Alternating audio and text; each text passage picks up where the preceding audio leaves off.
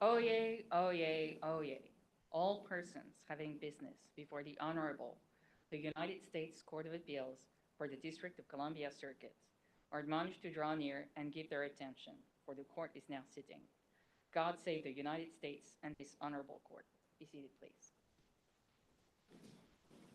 Case number 22-1081 et al., State of Ohio et al., petitioners versus Environmental Protection Agency and Michael S. Regan in his official capacity as Administrator of the U.S. Environmental Protection Agency.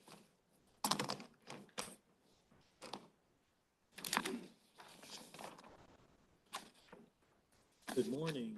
I believe we hear first from Mr. Wall. Thank you, Judge Wilkins. May it please the court. As a general rule, EPA sets emission standards in this country.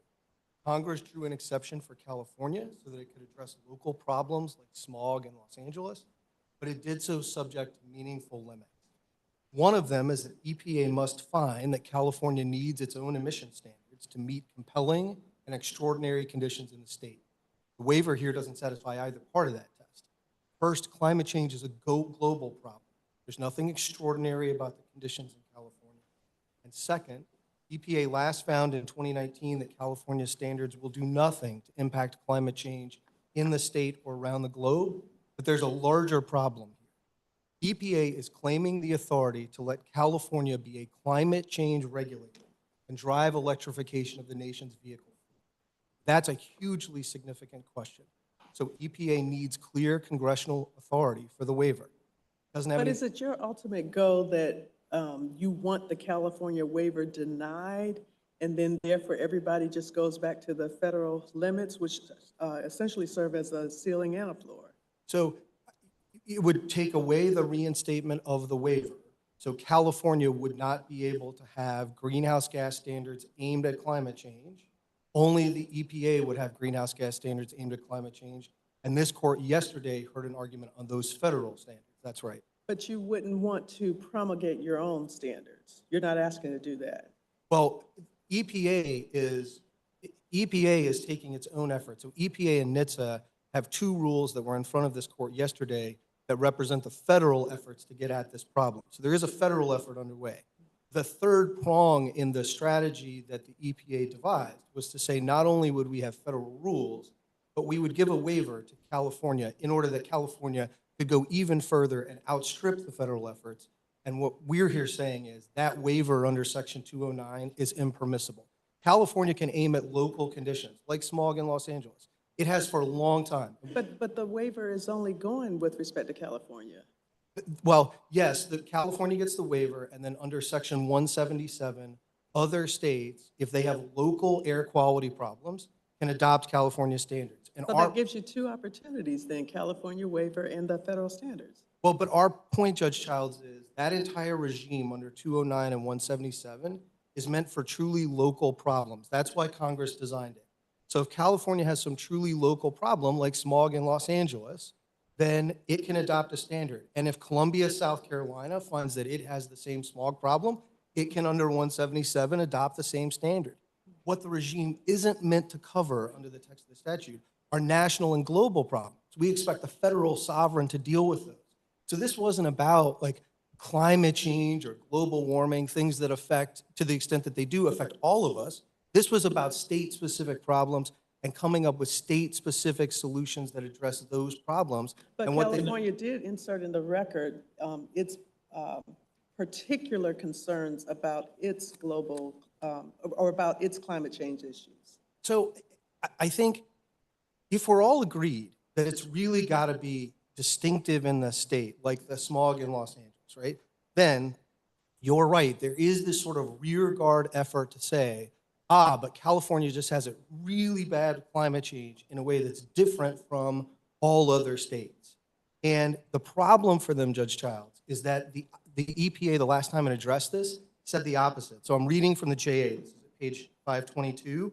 California's conditions are not, quote, not sufficiently different from the potential conditions in the nation as a whole to justify separate state standards. And then at page 528, this is really, I think, the key quote, California is not worse positioned in relation to certain other areas of the US, and indeed is estimated to be better positioned, particularly as regards the southeast region of the country.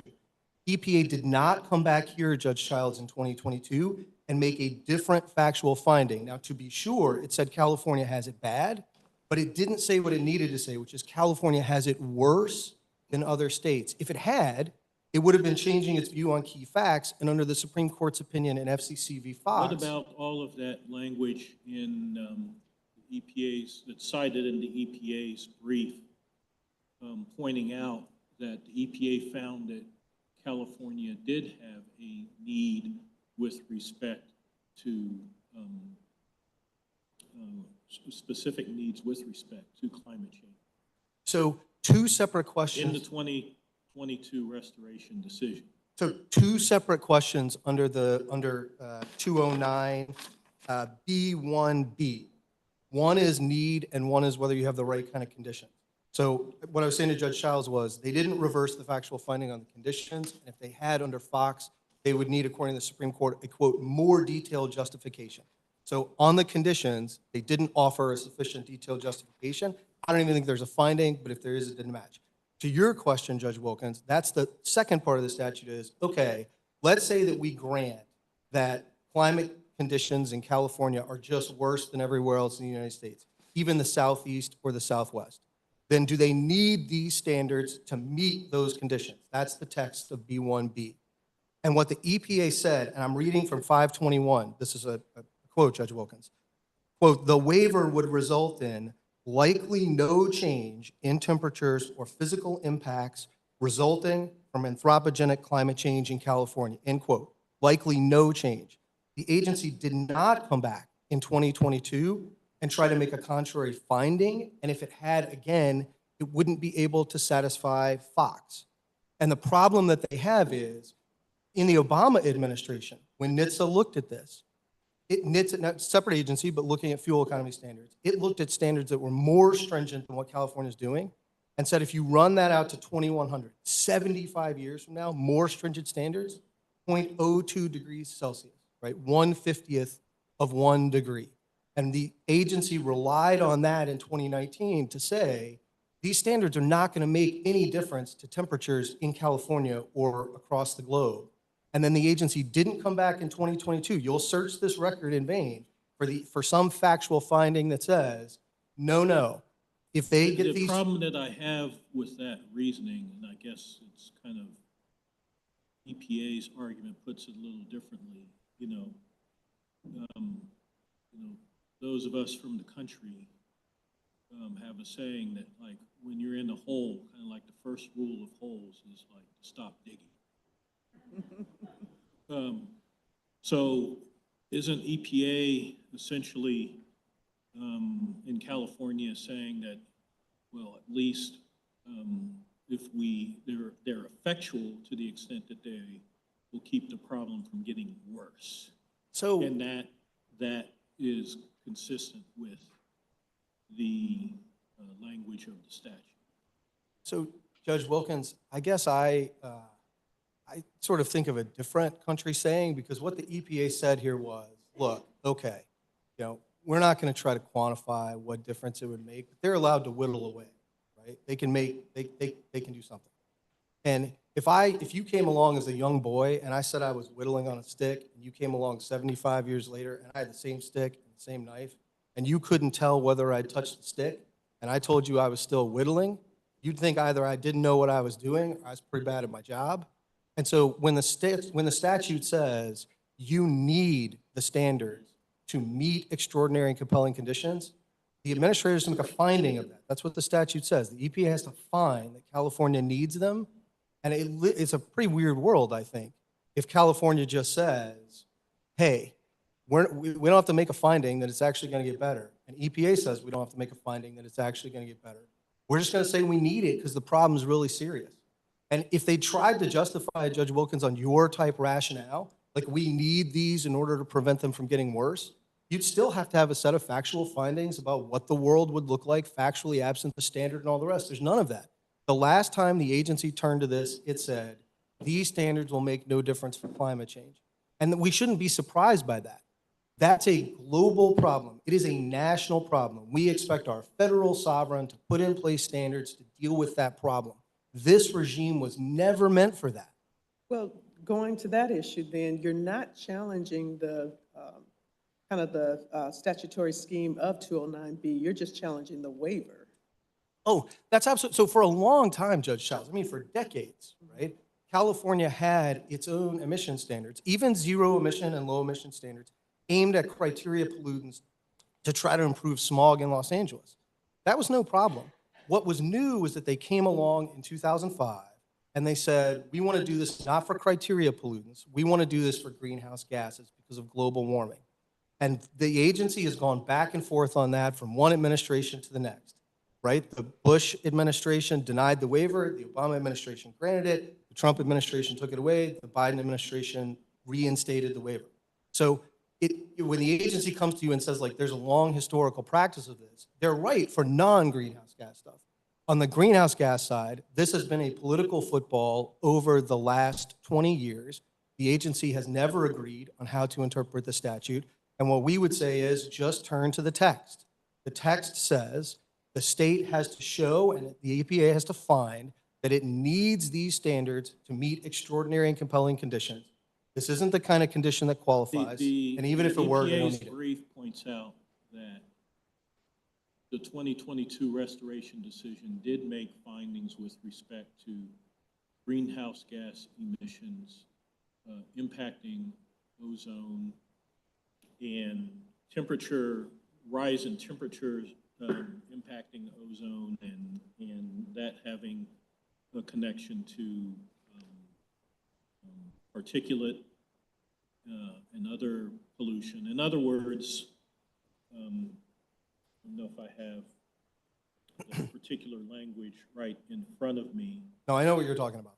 but the EPA says that essentially even kind of taking your view of the statute, the requisite findings were made. So, Judge Wilkins, 3 quick points. The first is, I mean, this is remarkable. This is about pages 84 to 90 or so in their brief. That's right. It's sort of their last line argument. You're right. And the first point is, it is remarkable historical revisionism. When California filed this waiver application, it doesn't say a word about criteria pollutants. It proclaims it as about climate change. And not only does it not say the greenhouse gas standards are needed to improve criteria pollutants and solve a problem with ozone, it actually says that its ZEV mandate will have no criteria pollutant benefit. And that's at page 151 of the JA. So California specifically disclaims it for the ZEV mandate and doesn't claim it for the greenhouse gas. But I will grant you that now that it's in sort of litigation, everybody on that side of the V has made this backup argument about criteria pollutants, but it doesn't work for 2 reasons, Judge Wilkins. The first is the Supreme Court's opinion in Gade, which tells you if you aim at something that is preempted, it doesn't matter if you also have a non-preempted purpose. And here they aimed at climate change, and that's preempted. So it doesn't matter whether they had some other purpose. And even if you don't buy my legal argument, as a factual matter, they didn't satisfy the Fox standard because they didn't revisit that 2019 finding at page 521 of the JA that says this isn't going to have any effect on California. They did, Judge Wilkins, and this is the language you're picking up on, they did say there's a logical link between reducing greenhouse gas emissions and improving criteria pollutants. But if you dig into what they mean by that, what they mean is if you decrease greenhouse gas emissions, you will drive down temperatures. And if you drive down temperatures, that will improve ozone. So it's all piggybacked on the climate rationale.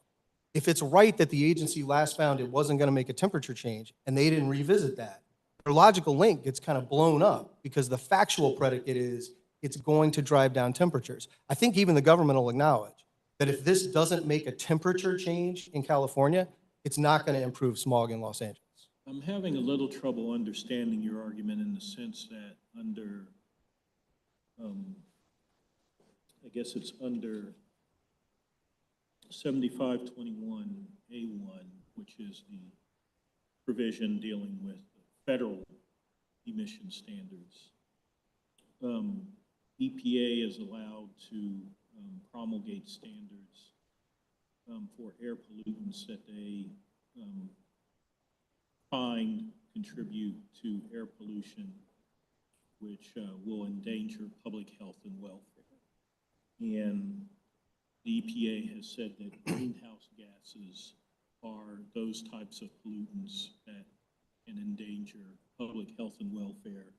The Supreme Court upheld that interpretation in Massachusetts v. EPA. So for this whole waiver scenario, the first determination that California has to make that allows them to have a separate program at all is that their standards will, in the aggregate, be at least as protective of public health and welfare as the federal standards. So why is it then,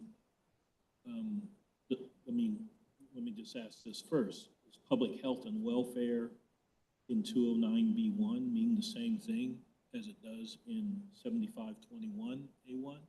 So I want to clearly draw the line between the case this court heard yesterday and this case, because I think the questions are pretty distinct. So under a separate provision, 202A, or what's 7521A, that's the standard setting authority for the federal government. It set a standard, and this court heard a case about yesterday, whether the standard had gone too far in regulating various kinds of emissions. Here, 7543 or 209A is the preemption provision.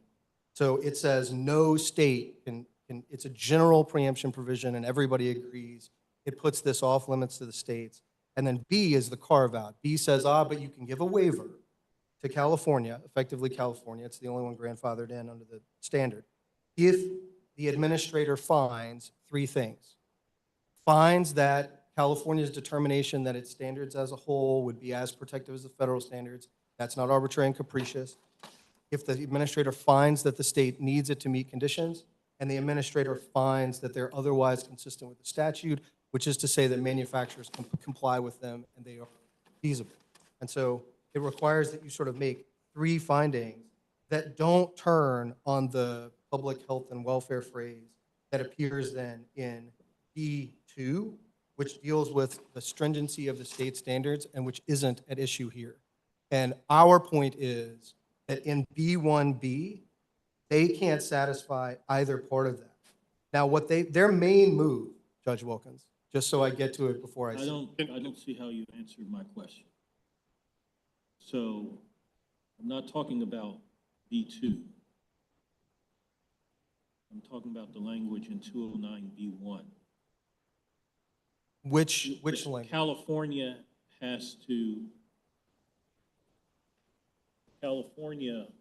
initially has to make a determination, right? Yes. And that determination, or that the state standards will be in the aggregate at least as protective of public health and welfare as applicable federal standards. That's right. And my question to you is, does public health and welfare in B1 mean the same thing as it does in 7521A1? Judge Wilkins, I'd have to look at 7521A1 to see, but the reason I don't know is that no one here has focused on that language in the statute as doing any of the work here. Because you're right, they do have to make a protectiveness determination. They've got to come in and say, our standards are as protective on the whole in the aggregate as the federal standards. And we haven't disputed that. We're not saying they messed up on the public health and welfare part. So California made that determination. The administrator determined under B1A that wasn't arbitrary and capricious, and we haven't challenged that. So, well, I mean, but you're saying that they can't determine, California isn't allowed to determine that limiting greenhouse gases is protective of the public health and welfare. oh, Isn't that your argument? sorry, Judge Wilkins. No, they're two separate issues here. Yes, California has to determine, and I'm sorry I didn't understand this earlier. California has to determine that its standards are as protective of the federal standards of public health and welfare, and then the administrator's got to find that's not arbitrary. That's one set of determinations. Haven't challenged it, not on the table. We're not saying they cannot make that determination. Then, after you've done the protectiveness, you have to do the need under B1B. And there, you're not looking to what the state has found. It says the administrator got to find that the state needs them to meet the conditions. And that's separate. I think everybody agrees. I think even the government and the interveners agree. Need and protectiveness are separate under the statute. Now, their argument, Judge Wilkins, and I thought this might be where you were going, but it turned out it wasn't. Their main move in their brief, their primary statutory argument is that in the aggregate that's in commas in B1 travels down the statute. So California and the administrator look at protectiveness on a whole program basis, not standard by standard. And their main argument is to say, well, you got to do need the same way, and we need our program because we've got smog in Los Angeles. So you don't have to look at whether we need any particular standard. Sorry to interrupt. I have some threshold questions about our jurisdiction, but just on this point, while we're on it, the state and EPA make an argument that if, for the protectiveness determination, if that's done in the aggregate, the very purpose of that was to allow California to have some individual standards that are less stringent than their federal counterpart. If you then turn to B1B and ask, do you have a need for every individual standard? How can they ever justify a less stringent individual standard under B? So what's your response to that? So it's a great question, Judge Garcia. They go to two different things. You're absolutely right about the statutory history. They used to have to determine protectiveness on a standard by standard basis. And then the problem was they couldn't drop one in order to make another more stringent. So they had this problem with the trade-off between nitrogen oxide and some of the other pollutants. So they said, we need to be able to do protectiveness on a whole program basis. And Congress agreed with that. So no, we don't take any issue with that. Exactly. So if you look at just, for example, the carbon monoxide standard, and the state is saying, we want to make this less stringent. Yep. It seems like they're suggesting that under your test, that would just, every time it would fail because you couldn't show you need that particular standard. Is that how your test works? No, that's not right. What the agency said in 2008 and then again in 2019 was, you do need on a standard by standard basis, and it is possible, Judge Garcia, that you need some standards in order to address localized problems, but you don't need others. You don't have to do need on a whole program basis. So it's just not true that they'll never be able to satisfy need for individual standards. But for the individual less stringent standard, how would they explain why they need that standard? If that still meets some condition in the state. In other words, if it still makes some meaningful improvement in the problem they're aiming at, be it criteria, pollutants, or what have you, then they would need that individual standard. And by the way, just so you think I'm not sort of nuts about the statutory interpretation, the such standards means the same thing in C, because you're asking whether the manufacturers can comply. Wouldn't make any sense to do that on a whole program basis. You wouldn't say, well, you've got a whole suite here. They can comply with some, but not others. But I think it might if you think of it as the following, basically, under feasibility or under need. Well, let's take feasibility. To know whether the new standards are feasible for manufacturers to comply with, you probably need to understand how they relate to all the other standards that California has in place. And in that sense, its whole program. Does that make sense? Sure. And I don't think we're here arguing with if the standards interact in some way that affects need or feasibility. Like, look, it's not just what this standard does. You have to understand how it operates with some other to produce a combined effect. That would be different. That's not, they're taking a much stronger version of the argument, which is what they need to prevail, Judge Garcia, which is once they say that they need any standard, they need the program, and B1B is a blank check. California can dump in anything, and you always get the same answer. As long as there's smog in Los Angeles, the administrator will always, under B1B, say thumbs up. And I don't think on compliance, it would be sort of sensible to say, well, the manufacturers can comply with some, but not others, so they can comply with the whole program. And there's this footnote 10 in the government's brief where it seemed, I don't really know what the government means, but they seem to be saying that sometimes they've done whole program under C and sometimes they haven't. But the last time the agency addressed this, and this is at page 525 of the JA, the EPA said, we don't do whole program under C because it wouldn't make sense. We look at whether manufacturers can comply with individual standards, same thing for need.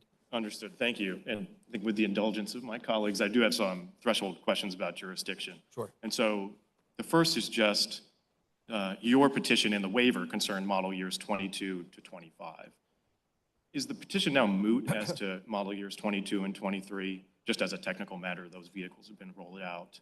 Is that the right way to think about it? I'm not sure, Judge Garcia, because I think the mootness is for the claim, and the claim is made against all the model years. So I think the claim isn't moot. Whether we could. Fair enough, fair enough. So, Whether we could obtain relief for those model years, nobody has challenged that. I'm honestly not sure.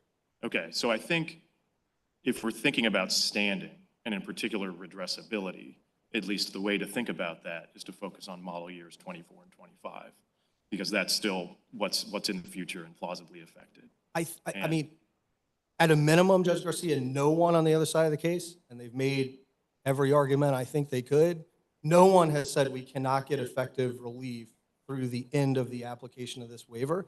No one is here sort of saying you have That's respectfully not accurate. The states on page 15 of their brief make an argument that you haven't demonstrated redressability. So And so I took the states to be challenging our Article 3 standing on harm grounds. Maybe they do also say something about redressability, but I think it is clear that we could get relief for the later model years under the rule.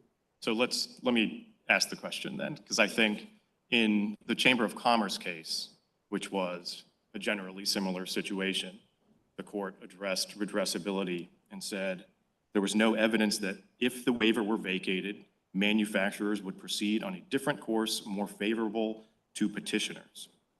And here we have statements from several of these manufacturers, not all of them, but many manufacturers saying they would not change their electrification plans. And we have a lot of evidence that in this industry, pricing and production plans are made years in advance. So the question is, what is the evidence in this record that any manufacturer would change its fleet in model years 24 and 25 if we were to rule in your favor? So I think the two things I'd point you to, Judge Garcia, the first is in page 477 of the joint appendix. Toyota said, and Toyota is not among the automakers coming in this case, Toyota said it had designed around the withdrawal, strongly suggesting that it wanted the withdrawal of the waiver to stay in place because it had made decisions based on that. And the industry brief, I think, confirms this at page 17, because what they say is those automakers, the ones that filed the brief, have made investments in electrification in order to meet California standards. And they say they are worried that if the waiver is withdrawn, they'll be at a competitive disadvantage vis-a-vis their rivals. I think, so just as to the industry brief, think in context, that particular statement is talking about the program as a whole mitigating competitive disadvantage risks, but probably more to the point, I think it's a little bit of a stretch to read that brief as a whole as supporting redressability. But the Toyota comment is important, and to me, it leaves open a question that seems material on redressability, which is lead time. And one of the things that comment says is, please don't make this effective until it was about 2 years to plan ahead and make adjustments. So that, to me, leads to a question: if we rule in your favor, how quickly can manufacturers actually adjust their prices? And just to add one other thing here, the one direct piece of evidence we have on that, it seems to me, is California's expert on page 97 of their addendum says pricing decisions for model years 24 and 25 have likely already been made. And that was earlier this year. And so I'm just left with the question of how much time do folks actually need to change their production and pricing plans in a way that would help your clients? So it seems to me, Judge Garcia, that where we've come in and we've said we've got clear harm from the rule in an Article 3 sense, and we know the rule extends for several years, and we have at least one automaker in the record that has said it made its decisions in reliance on the withdrawal.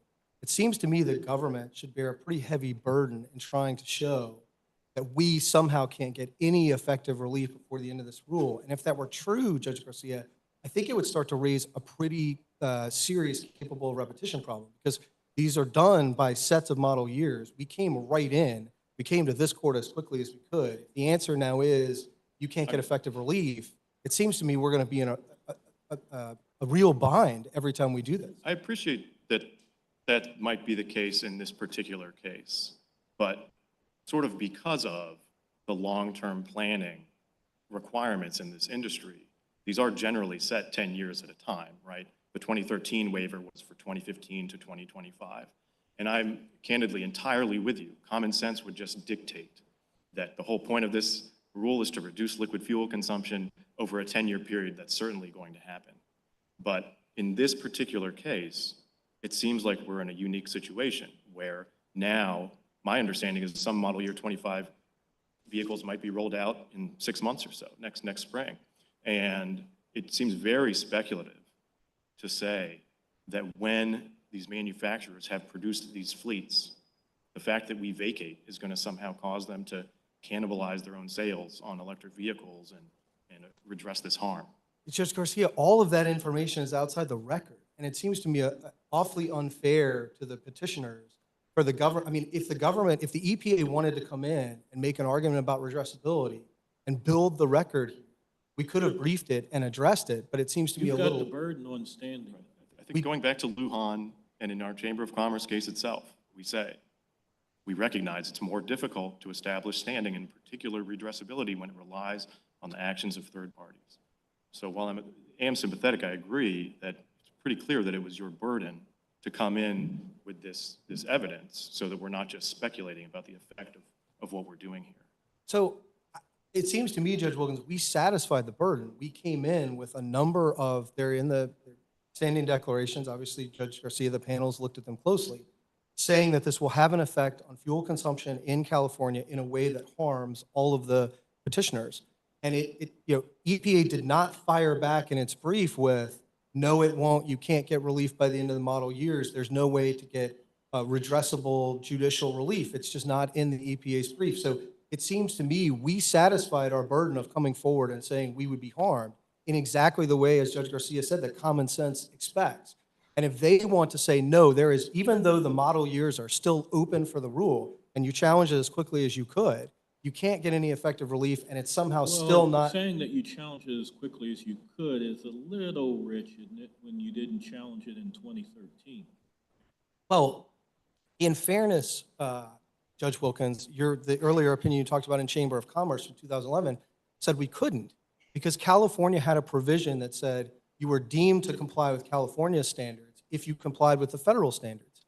And you said in Chamber of Commerce that if there are two sets of standards that require you to do something, the second can be an independent barrier to your standing to challenge the first. It was California stripped the deemed to comply in 2018, and that's why we're here. California no longer wants to have a standard, but say you're deemed to comply with it if you meet what the feds do. California wants standards now that far outstrip what the EPA is doing, and that created a problem for the industry. The EPA came in 2019 and withdrew the waiver, and as soon as they reinstated in 2022, we filed our petition, which is, I would say jurisdictionally proper and timely. We did it as quickly as we could. And I think the burden, by the way, of the sort of capable of repetition evading review, I think ultimately falls on them. If they want to say, look, you can't possibly get relief now, but this isn't going to keep happening again and again and again, I think the government should be put to its proof on it, trying to explain why that's true. That's never been briefed. But even if you show injury, redressability wouldn't fall on the EPA. Wouldn't that still be your burden? There's separate elements of standing, to be sure. Injury, traceability, and redressability are all distinct.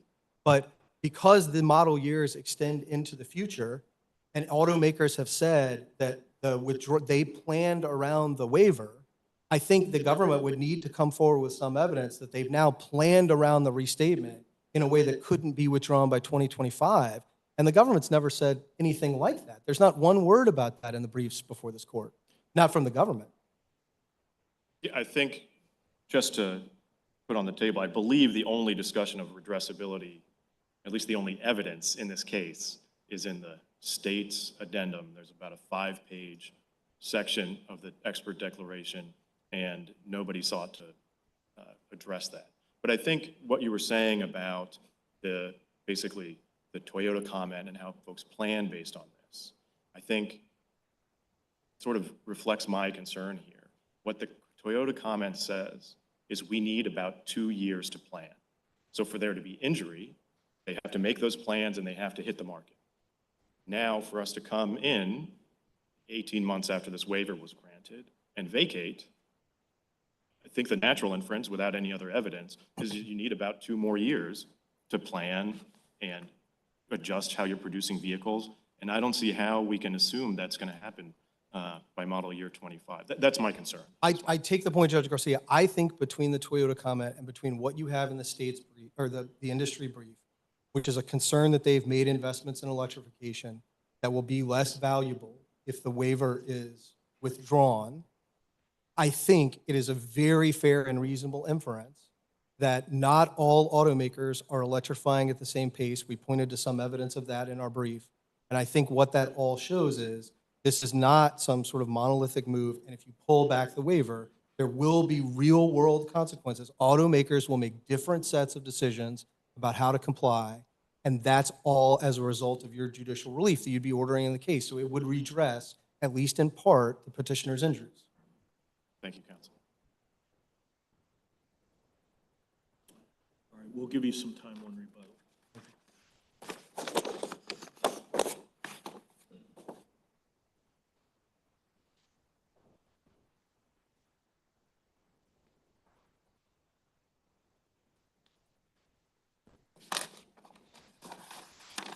Can you hear me all right? Yes, Ms. Coleman?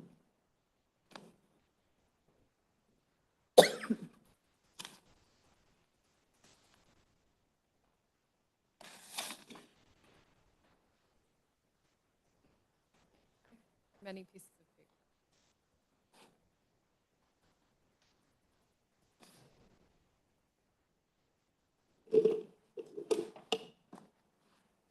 May it please the court, my name is Chloe Coleman on behalf of the United States of America. With me at counsel's table are my co-counsel Eric Hostetler, David Dickinson of the United States Environmental Protection Agency, and Elaine Meckenstock on behalf of the state of California. I will be responding to fuel petitioners' challenges as just presented. Mr. Hostetler will be addressing state petitioners' challenges, and Ms. Meckenstock will be responding to both. Before I address the flaws in petitioners' interpretation of Section 209 and the factual allegations they've made here, I'd like to address EPA's conclusion that the 2019 waiver withdrawal was procedurally improper, which is a basis for decision that would resolve petitioners' challenges without the need for this court to address Section 209 at all. As your honors have seen in the briefs, this case comes before the court in a unique posture. EPA granted a preemption waiver to the state of California in 2013 under a Clean Air Act provision that preserves California's authority to set vehicle standards for in-state vehicles. That waiver was not challenged within the period for judicial review, and it remained in force uncontested for another 6 years. That changed in 2019 when EPA reopened the waiver adjudication and attempted to withdraw the portions of the waiver applicable to California's tailpipe greenhouse gas standards and California's regulatory program for zero-emission vehicles. But EPA's 2019 attempt to reopen a 6-year-old adjudication was procedurally improper because it crossed a red line in administrative law. It failed to address the reliance interest that had accrued since the waiver's grant, both within the regulated community of automakers who have joined this case in support of EPA and in California and other states that lawfully relied upon California's program of vehicle standards to advance air quality goals and comply with other specific obligations in the Clean Air Act. The Supreme Court explained in Department of Counsel, Homeland... can I ask, before we get to the reliance aspect of this, EPA in the order itself pretty clearly advanced the position that the waiver withdrawal was improper because it was not based on new facts and instead was based on new legal interpretations. The petitioners say you've disclaimed that argument on appeal. Is that correct? Are you relying on that ground or just the reliance? Your Honor, we don't think you need to reach that ground at all, because regardless of what the scope of the agency's reconsideration authority is, frankly, regardless of the legal interpretations it took in that reconsideration, it was not empowered to jump over reliance interests. And so, we recognize there's a lot of dispute in the case law about agency reconsideration authority. And so we've asked this court to take sort of the easiest flaw here and use that as we think a separate basis. That sounds like you are not asking us to rule that EPA's inherent reconsideration authority is in fact limited to the discovery of new facts? No, Your Honor, we don't think you need to rule that to resolve this case. It's simply not necessary because long before you get to questions about the outer limits of the reconsideration authority, you run up against the Regents case, the Supreme Court case from 2020, which says that you cannot ignore serious reliance interests engendered by a prior agency policy. And if you look at what happened in 2019, there were 6 years in which both states and industry invested quite a bit of money, did quite a bit of sort of long-term Clean Air Act planning on the basis of the waiver that was granted. And so, the 2019 withdrawal really just said, we don't want to deal with that. We'd like to skip over that and say that we're sort of interested in these other statutory interpretations. You just can't do that. And so, the question of reconsideration authority is undoubtedly something this court, will deal with in other cases. It just doesn't need to do that here. If I may, Your Honor, I'll turn a little bit to the merits, but I want to address the statutory interpretation first because Mr. Wall has spent a great deal of time talking about the underlying factual determinations with respect to greenhouse gases. But you only reach that question if you believe that petitioner's statutory interpretation of 209 is plausible. And we think the statutory interpretation advanced by petitioners in the 2019 withdrawal decision was contrary to the plain text of Clean Air Act Section 209B and to more than 50 years of EPA practice. So EPA appropriately corrected itself here. Petitioners are venturing several different lines of attack in their brief on the plain text, but we think the heart of the interpretive question is relatively simple. The umbrella text in 209B1 states that EPA must grant a waiver to the state of California if the state determines that its vehicle emission standards in the aggregate are at least as protective as the federal standards. And the text then states that EPA can only reject a waiver under one of 3 specified criteria, second of which, B1B, is at issue here. And it states that EPA cannot grant the waiver if California does not need such state standards to meet compelling and extraordinary conditions. The phrase such state standards creates only one interpretive possibility because such state standards has only one possible antecedent, which is the vehicle standards previously referenced in 209B1, which is to say California's vehicle standards in the aggregate. This is what's known as the traditional interpretation or whole program review. And it allows EPA to reject a waiver under the second waiver criterion only where EPA can determine that California no longer needs a separate program of vehicle standards to address compelling and extraordinary conditions. And I would note that petitioners have no actual answer to the plain meaning of this text. The reply brief does not contain a single word addressing the grammatical effect of the word such in such state standards. And we think the briefs show definitively that there's no construction of the plain text of the second waiver criterion that yields the result petitioners want, which is a standard-specific review process that would require EPA to ask whether each individual standard California has proposed is necessary to meet compelling and extraordinary conditions. As Judge Could Garcia— you address the argument that one oddity with your approach is that B1B seemed to have very little meaning? You have a meaning, but as I understand it, the question basically has nothing to do with the particular standards that California comes forward with. And instead, you just ask a pretty abstract question about whether California still has air pollution problems that need to be addressed. Do I understand how you think the prong works? And then what do you say about this concern that seems like a very small role to be playing?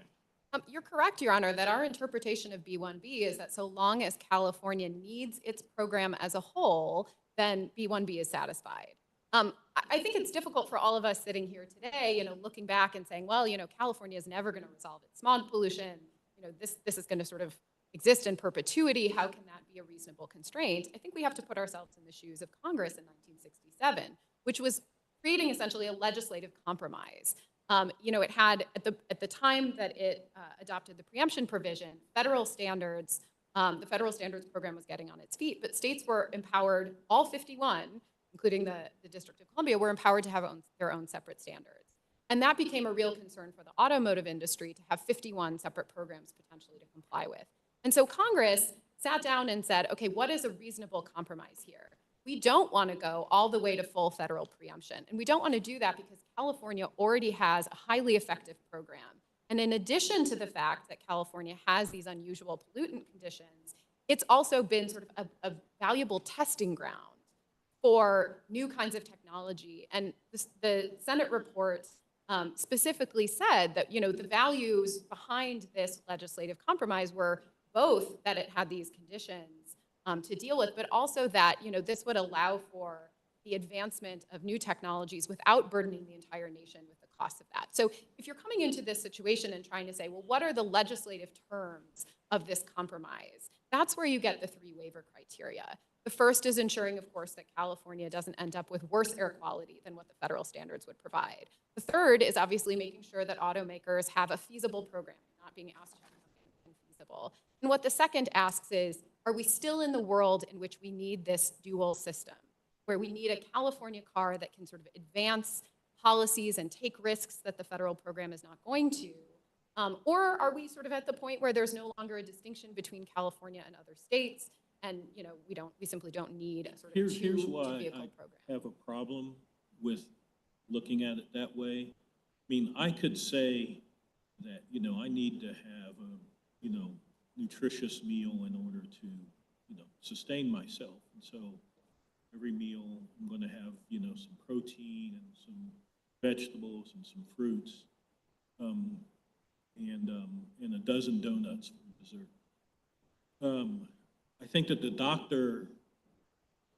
my doctor would say, yeah, you need the meal, but you don't need the dozen donuts, at every meal. And what you seem to be saying is that EPA can just kind of like ignore the California plan that has a dozen donuts in it. Because, in the aggregate, the meal, sustains itself. That doesn't make any sense. Well, Your Honor, I think the first answer to that is it's this court's obligation to apply the plain text. We do not think petitioners have advanced a plain text meaning that would actually provide for standard-specific review. But I think it's important to recognize here that, this isn't a circumstance in which California then gets to do whatever it wants. This is a preemption provision and a preemption waiver. And so, it's essentially asking EPA to judge whether California needs a separate program and then to take federal hands off that program. That doesn't mean that the state program is not subject to other constraints. As with any state acting under its sovereign authority, it's going to be subject to state courts, it's going to be subject to state voters. There are a lot of things that still move in as a check and balance against what California is doing. But Congress— But there's no other federal check or balance. Well, Once that determination is made that in the aggregate, it's at least as protected. Well, there are still the other 2 criteria, and the feasibility criteria in particular would take care of a circumstance in which, California is doing something that's, blatantly outrageous, right? I mean, it doesn't constrain every exercise of California's discretion to the extent that California is putting forward feasible standards, but certainly some of the sort of parade of horribles of what might get through this waiver are going to be resolved by B1C. But you're right. Counsel, doesn't that answer suggest that under C, you don't take a whole program approach? No. Or, as I take it, one of their responses on the text, as you referenced, is that B and C both refer to such state standards.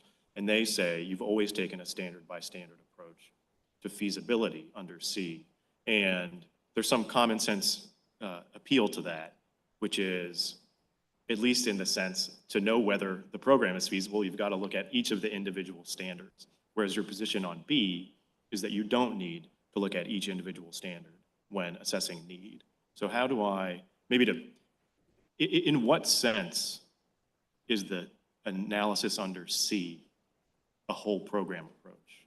Well, I want to clarify that it has always been EPA's position, with the exception of the 2019 waiver withdrawal, that C requires full program review.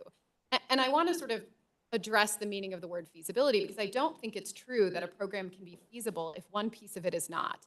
And that's why you're looking at each individual standard. You have to ask the question of, is this individual standard? If any link in the chain is infeasible, you would say that the program is infeasible. But you can't look at B1C through standard-specific review precisely because these are integrated machines. So if you're only asking the question, is this standard feasible, you're missing whether or not accomplishing that standard would be infeasible relative to other things that are also required from the same vehicle and the same automakers. And so I would point your honors to the record at 87 Federal Reg 14361 and note 266, which is where you had vehicle manufacturers coming in and saying, oh, no.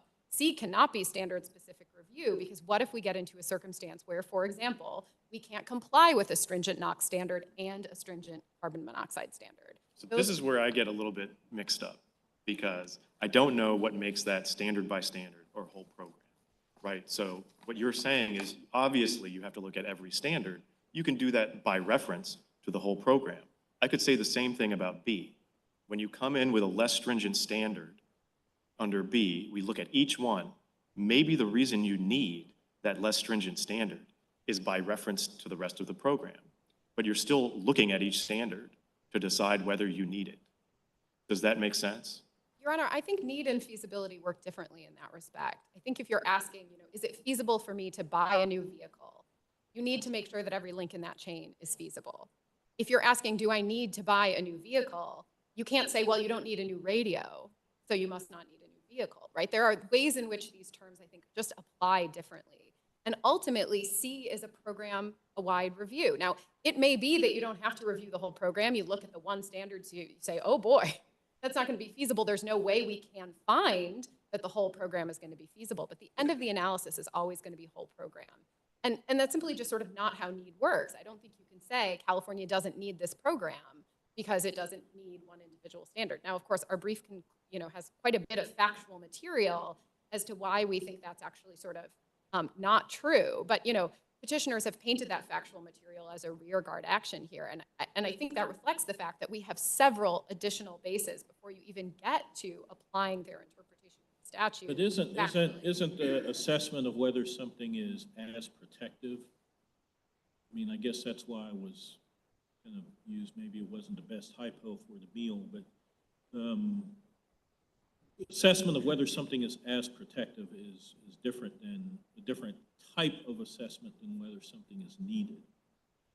So you can say that, like, as a whole, to go back to my meal hypo, it's at least as nutritious, whatever, as the federal or the typical meal. But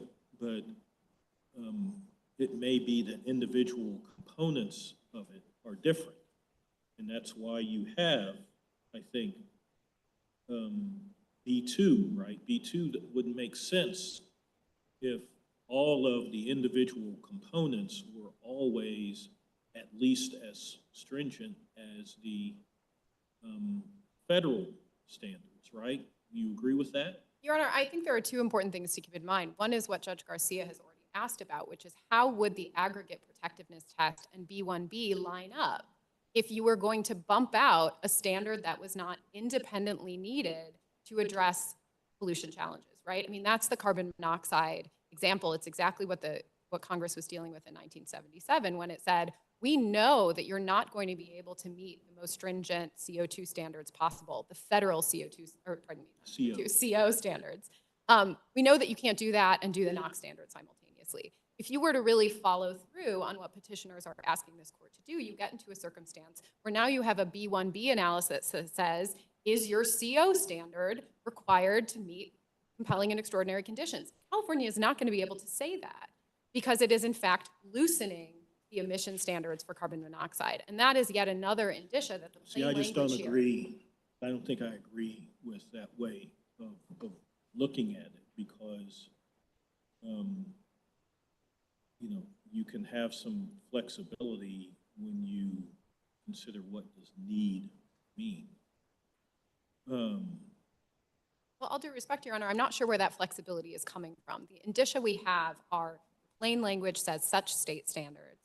And then we have a wealth of legislative history that is talking here about how Congress intended California to have the broadest discretion possible. And both in the 1967 promulgation and the 1977 amendments and the ratification again in 1990 and the provisions that it has adopted in 42 USC 7586 and 13212, which are places where Congress has continued to build on this framework on the assumption that California is in fact sort of exercising whole program, authority over this second vehicle. And I do want to just answer one other thing about B1B, and perhaps this is helpful, which is the phrasing of B1B is not that EPA has to find a need. It has to find that California does not need these standards. And I think that actually does some work here, because what it's saying is we can't just say that California doesn't need this individual standard. Because we know such state standards refers to the standards in the aggregate, then the question is whether California does not need its program. And in a circumstance where you have 20 donuts, you still need that meal. If the phrasing is, do you need or do you not need, I think that really does affect the way the need test works here. And I would remind the court that, we've been doing this uncontested for more than 50 years. California's regulations of ZEVs and greenhouse gases are not themselves new either. The greenhouse gas program dates back 15 years. The ZEV program dates back 30 years. But don't you make the point in your brief that, yeah, we have this, the statute can be, we think that the statute means that kind of whole program, you don't look at any individual aspects, but EPA did look at the individual aspects anyway, and that's the way that EPA normally operates. Isn't that what you argue in your brief? No, Your Honor. I mean, we do an alternative analysis because we know we're likely to be coming into litigation, and it's helpful to explain to a court and to our opponents that, even if you walk all the way through the analysis they would prefer, we don't see a reason to do anything differently here. So I don't think the fact that we sort of, in the alternative, apply a standard-specific review does anything other than shore up the agency's basis. But the traditional interpretation has been in place since 1967. There's a Federal Register notice from 1984 where EPA speaks at length about why the needs analysis is a whole program review and not a standard-specific review. And that comes out of the legislative history. It comes out of the text. And Your Honor, this court in the MEMA 1 and MEMA 2 case has already spoken at length about the congressional purpose here. We don't think there is room to sort of identify a new congressional purpose with respect to B1B. There's quite a bit of precedent talking about what Congress was trying to do in this area. And that may not be with respect to the traditional interpretation under 209B1B specifically, but it certainly guides this court in thinking about what it was that Congress was seeking to accomplish and what reading of the text would do that. Before I forget, because I think I forgot to ask this question of Mr. Wall, is there, in your view, any reason for us to wait to decide our case until we have the disposition of the cases argued yesterday? No, Your Honor, I don't think that's necessary. The EPA standards here at issue are obviously relevant to the waiver in the sense that California standards get measured against those in the aggregate protectiveness test, but that's obviously already happened with respect to sort of a comparison in 2013 when the waiver was granted. I don't see any reason why the authority that EPA has is going to affect what California can do with its police power once it receives a preemption waiver. And I think that's sort of the most important thing to remember here, which is, EPA is not in the position, it was not asked by Congress to assess the wisdom of California's policy. Congress said that outright in the legislative history, that EPA was intended to give the broadest, the widest deference, the broadest discretion to California. And so, regardless of what's happening on the federal side, the structure of 209B1B and 209 in general is to give California the opportunity to continue the program it already had before the federal program was enacted, and to give it an opportunity to be a laboratory for innovation. That was this court's word, a laboratory for innovation with respect to vehicle standards. Another procedural question. There are some points in the EPA brief where it appears that the EPA is relying upon a factual finding in a prior rulemaking proceeding. You refer back to, some fact that EPA found in 2009 or 2013 or whatever, 1984. Is it appropriate for us to consider any of those if they were not explicitly adopted in the restoration decision in 2022? I guess I'm just trying to understand what, if any, relevance do prior factual findings of EPA have? Factual findings, not statutory Right. interpretation. Your Honor, I think EPA has been very good about adopting by reference its previous determination. So I do think that the rulemaking documents here incorporate, where appropriate, the factual determinations and do so explicitly. So, the 2009 decision spoke a great deal about sort of greenhouse gases. The 2013 decision talks about that and I think pulls that in directly.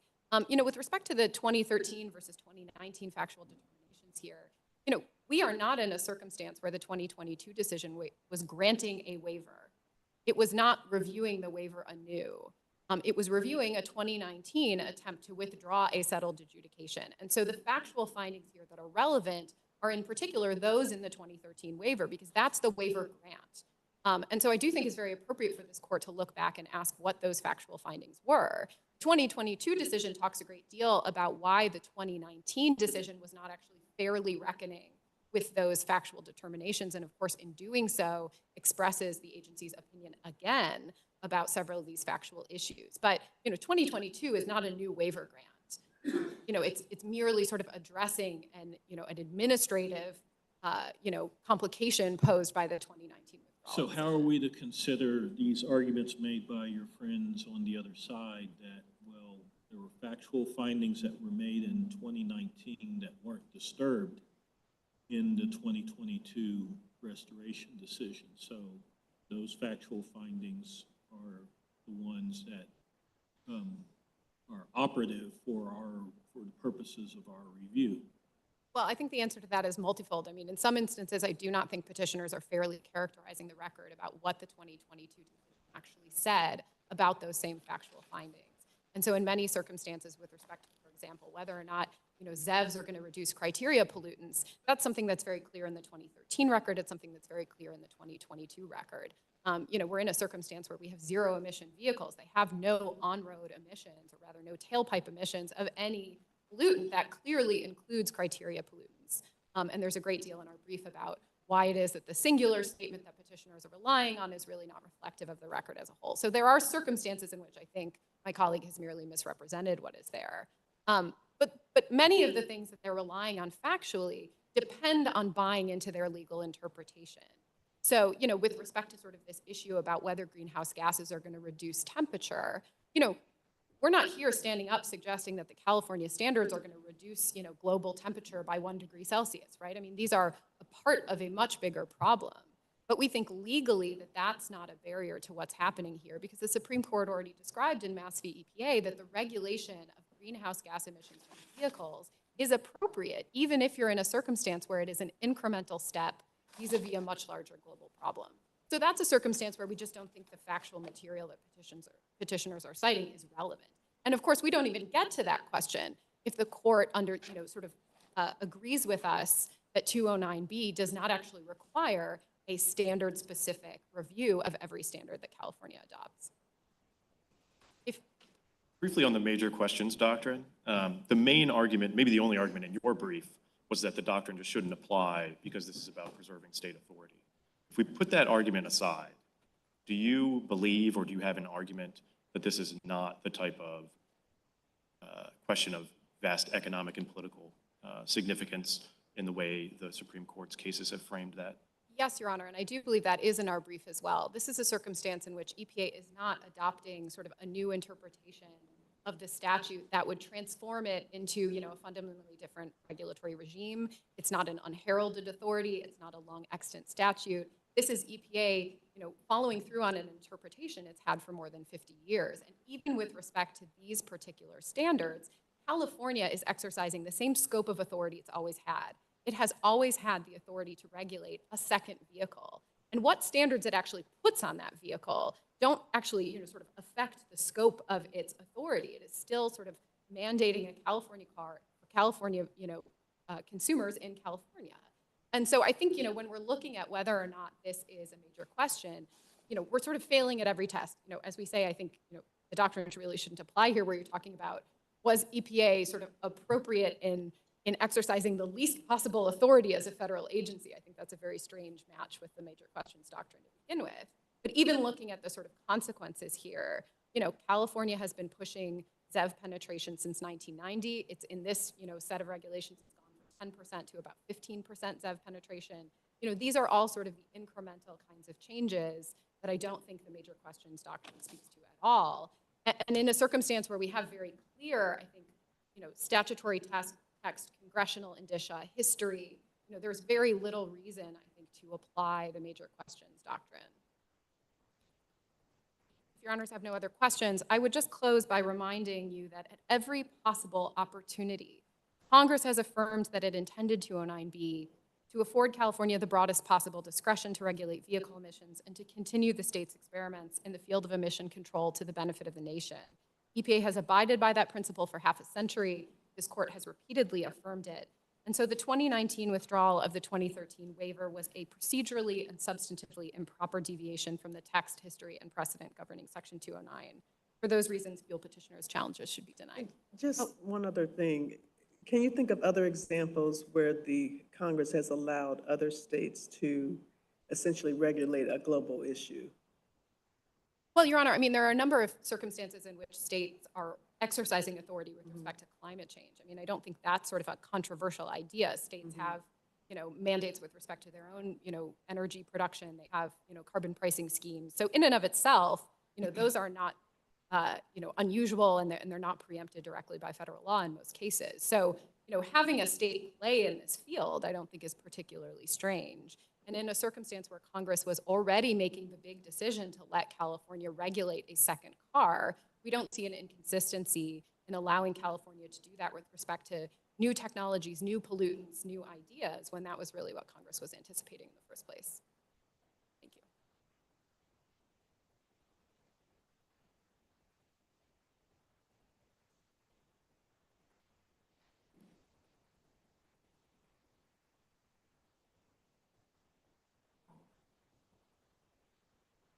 Can you guys hear me okay?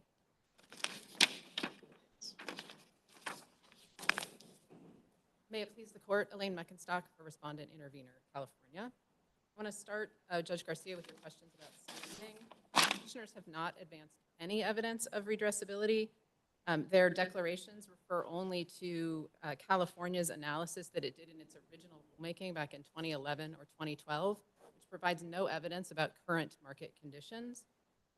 And to their point that, and then the Toyota comment, what Toyota was saying, what Toyota was asking of EPA was not to restore the waiver for the years during which the withdrawal had been in effect.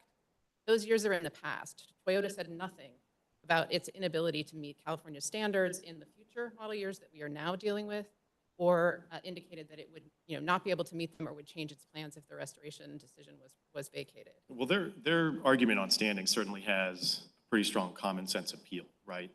The goal of this is to reduce liquid fuel consumption. If it's not going to make any difference, why did California and EPA go through all this trouble? And by the same token, wouldn't vacating it reverse that effect? I mean, why isn't that the simple open and shut way to think about this? Well, so 2 points, Your Honor. And first, this is a threshold matter. The point of these standards is to reduce emissions, not reduce fuel consumption directly.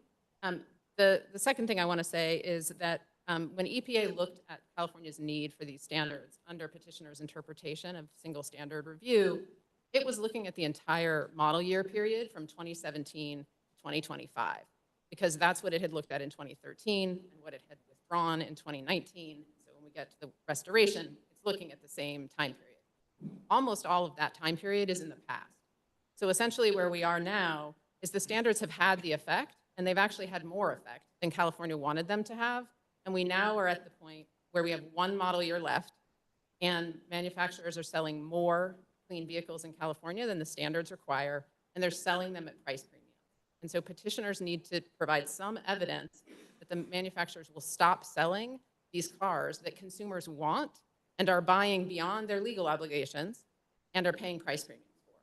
And I just don't think the evidence is there. So, and we're in this place, this temporal distinction between the standing inquiry and the need inquiry under petitioner's single standard review because of the odd procedural history here. Because the waiver was granted in 2013, it was in effect for 6 years before it was withdrawn. That withdrawal was immediately challenged, so the automakers continued to plan to comply with it with the original waiver. And now here we are 10 years after the fact, and there just isn't any time left for them. And beyond that, it's their burden to show redress, and they literally didn't put in any evidence about market conditions now that could support the conclusion they need.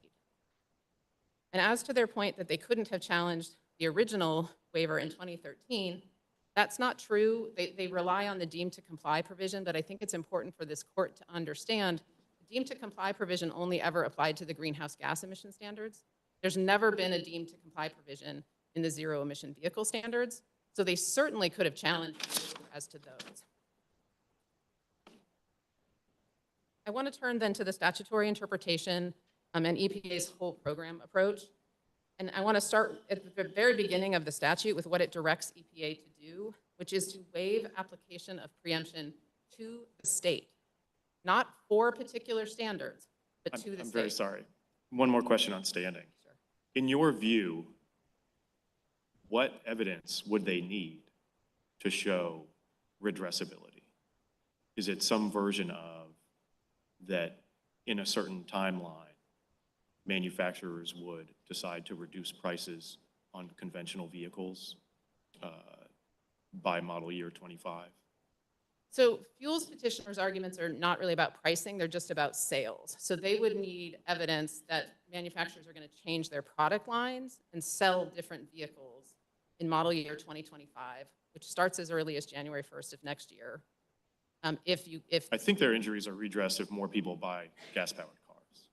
And one way to do that would be to reduce the price on it, right? I suppose that manufacturers could do that. Okay. I was just trying to distinguish between the price injury that state petitioners assert. I appreciate that. Sorry, go ahead. No problem. So all I'm saying is I think they would need some evidence establishing a substantial probability that automakers would stop selling the clean vehicles that consumers in California are demanding at levels above what the standards require, and that consumers are paying price premiums for. In other words, manufacturers are currently making the cars people want, and people are willing to pay a lot for them. So I think they need a lot of evidence to show that manufacturers are going to stop doing that. Thank you. Please proceed to the statutory points. So as I was saying, the waiver provision directs EPA to waive application of preemption to the state, not for particular standards. And if Congress had intended the waiver to be standard specific, it would have used the language it used in 209B2, where it says each state standard. And as counsel for EPA explained, Congress maintains that program level review by starting with the first criterion as an aggregate test and then carrying through that aggregate language with the such state standards. And there is no other set of standards to which such could refer other than the standards in the aggregate. And this is all consistent with Congress's intention that California have a complete program. And Judge Wilkins, to your point about 202A and EPA's program being comprehensive, you're right. EPA is required to regulate every pollutant it concludes is harmful. And it doesn't make sense that Congress would have said, compare that comprehensive program to a program from California that can only regulate smog and particulate matter. Because EPA regulates carbon monoxide, greenhouse gas emissions, and formaldehyde. And if California can't regulate those pollutants, how could its program ever be as protective, much less more protective? And if we have a question about whether that scope of pollution is covered by the word protectiveness, I would refer this court to the Finbin LLC versus Consumer Product Safety Commission case at 45 F. 4th 33. And then, as this court has repeatedly indicated, the statute creates a California car that is certified by California to California standards, and a federal car certified by EPA standards. And petitioners have never explained how the California car would be regulated as to greenhouse gas emissions or carbon monoxide or any other pollutant that they don't think we have extraordinary conditions for. And if the answer is the California car is not regulated as to those pollutants, no one has explained why that would have been Congress's goal. That we would have millions of cars sold in California and the Section 177 states unregulated as to pollutants just because California doesn't have extraordinary conditions for that specific pollutant. So the whole program review makes perfect sense because Congress always intended California to have a complete program. And to your point, Judge Garcia, about the carbon monoxide, But how is that inconsistent with saying that, yeah, you can have a complete program, and we look at the program as a whole, but as a whole, if you don't, if there are 10 parts to the program, but really you only need 9 of them, then your program can go forward with the 9, but not all 10. well, my point, Your Honor, is they say we only need standards for a couple of different pollutants. And we can't have an adequately protective program if we can't regulate all of the harmful pollutants. I agree with that, but I guess I'm saying I don't know why it can't be something in between the two extremes of your argument. That's why I was trying to come up with something with my, donut example. But you can need the meal for sustaining your health, but, that doesn't mean that every meal has to have, the donuts. And so that's what I'm getting at. You can look at everything as, you can make an assessment as to whether you need it as a whole, while also saying that, well, maybe some of the parts of the whole need a program, but maybe some parts of the whole aren't needed. Why isn't that a perfectly reasonable way to read the text? Well, I think a couple points, Your Honor. So that reading makes the second criterion more or less overlap with the first, because it's the first where we're looking at the protection provided and the level of stringency, relative level of stringency of the two programs. And if we're getting into, does California need this standard versus that standard, and asking the questions petitioners ask about how much improvement we will see from individual standards, then we're back talking about stringency, just now in a much more strict way, as opposed to an in the aggregate analysis. Protectiveness, though, and need are two different things. I mean, I could say that in order for me to be, as protective as someone else, I have, I don't know, the same number, at least the same number of soldiers as they have in their army or something to protect me. But that doesn't mean that I necessarily need to have, 1 million more soldiers in my army than they have in theirs. I'm just trying to, the protectiveness is a different analysis than need, right? Especially when you look at need to meet compelling and extraordinary conditions. Well, so Your Honor, we think again that the program review carries down from protectiveness to need through the word such, and that makes sense because what Congress was effectively saying was asking EPA to make the same determination about need that Congress had made. Does California still need a separate program? Does it still have compelling and extraordinary conditions for which this second program is warranted? And you're absolutely right that because California does still have compelling and extraordinary conditions, that sub-provision doesn't do a lot of work, but that's by congressional design. Congress decided it wanted to have 2 programs because 2 programs was better than 1, and not just for California, but for the nation. And so again, this criterion is literally— So under what circumstances would a California plan that was as protective of public health and welfare as federal standards, under what circumstances would it fail B1B? It would fail B1B if we reach a point where California no longer has any compelling and extraordinary air pollution conditions, which I will admit is unlikely, right? We've struggled with smog for— But that then just reads the word need out of the statute. It doesn't, Your Honor. Instead, it would just be written that says such state does no longer has compelling and extraordinary conditions. But the word need— That's what you just described, not a statute that says the state does not need such standards to meet compelling and extraordinary conditions. So we read such state standards as whole programs. So does the state need a program to meet compelling and extraordinary conditions?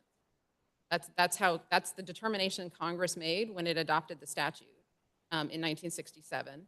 And it reaffirmed that in 1977 because not only So did it. such state standards doesn't mean like these or this state standard. It That's just right. mean any state standard. It means the state standards in the aggregate. The such refers back up to the standards in the aggregate in the header part of the text. And that is how EPA has interpreted the statute for half a century. And it did that before Congress amended the statute in 1977. There's a 1976 Federal Register notice to that effect. And it did it it defended its interpretation in 1984, which was right before the 1990 amendments in which Congress copied this text almost virtually word for word into 209E2 for non-road vehicles. So there's not any question that Congress is comfortable with this interpretation, and the text supports it because, again, the waiver is granted to the state. It is not granted for particular standards. And the phrase that petitioners want to be in that provision, each state standard, is not there. And it is in 209B2, so we know Congress knows how to tell us each state standard when that's what it means. And Judge Wilkins, to your donuts example, I think that could be resolved if there were a problem with California having a standard about donuts, to sort of extend your analogy, that could be resolved on either protectiveness or feasibility. Because if we get to the point where California thinks donuts are good and EPA thinks they're bad, right, then that's going to cause a potential problem on the protectiveness end. Because if California is requiring people to eat donuts and EPA doesn't think that's protective, that's a basis on which EPA might decide that's arbitrary and capricious that you've determined your standards are as protective.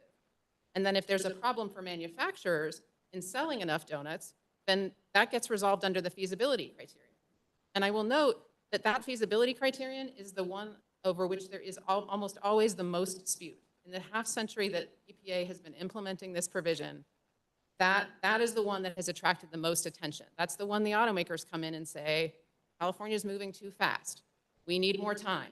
This is too expensive. That provision has teeth. So if we're worried about there being a federal check, that's the federal check Congress wanted.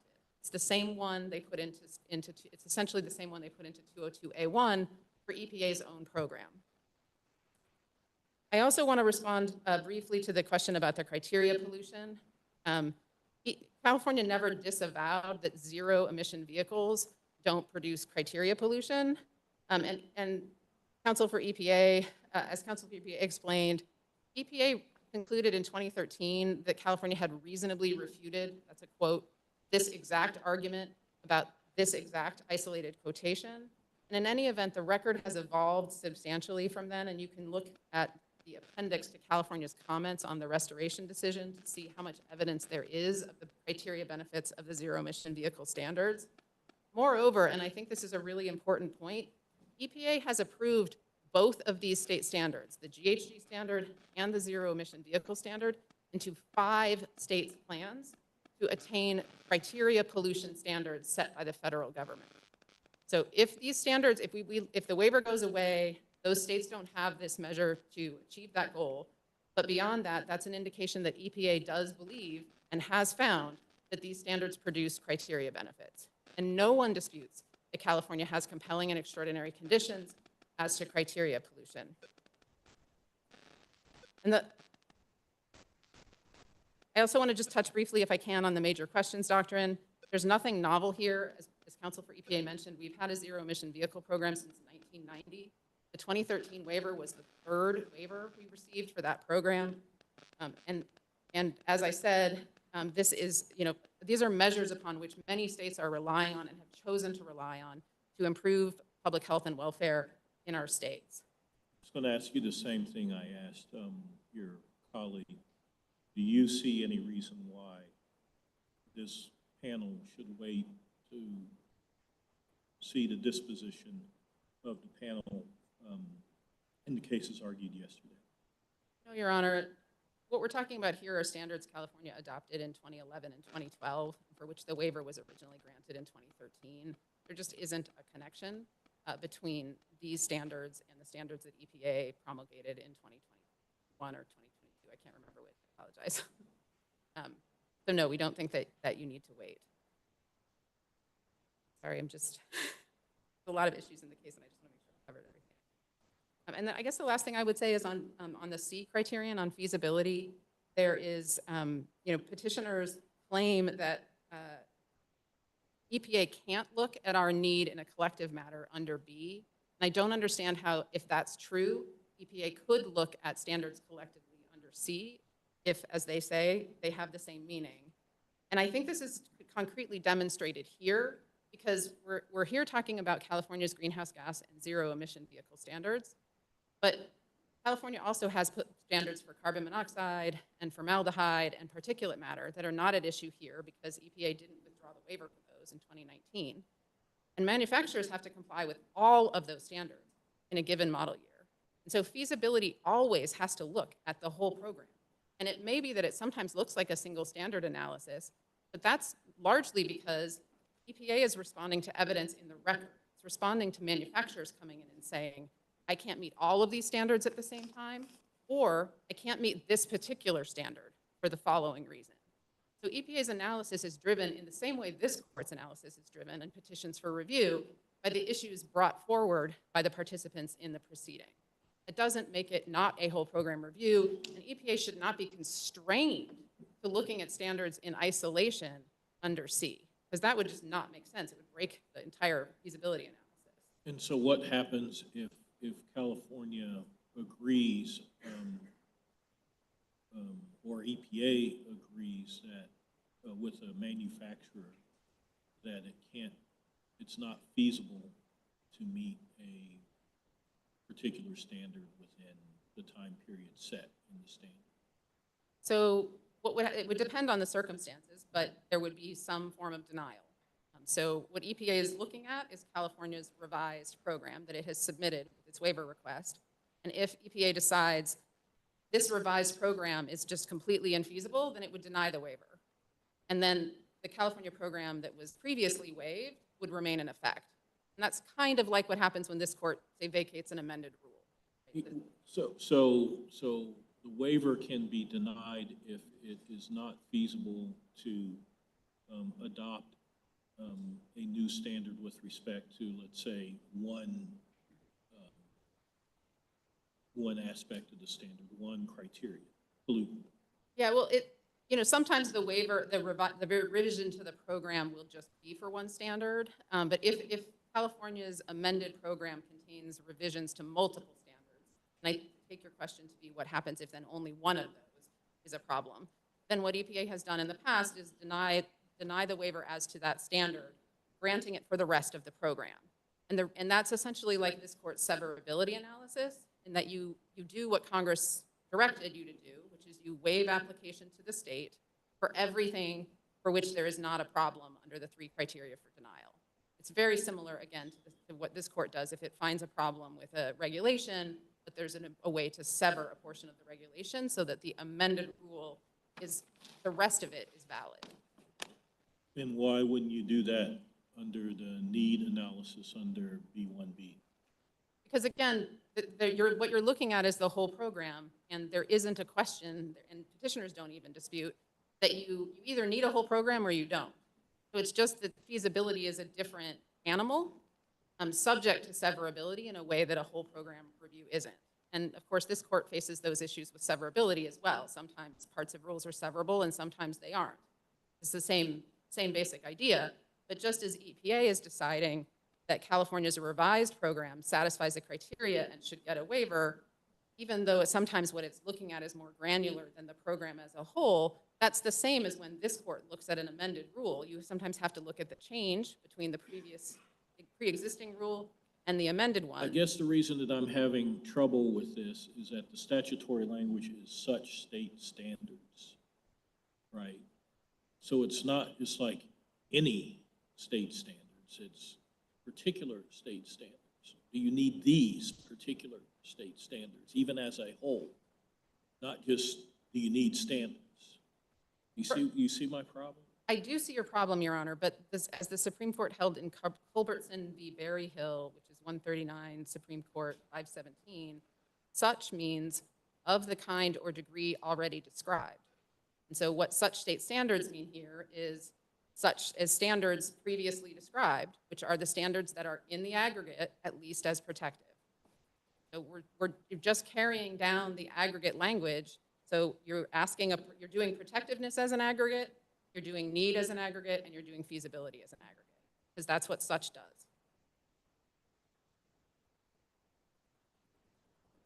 Any other questions? All right, thank you.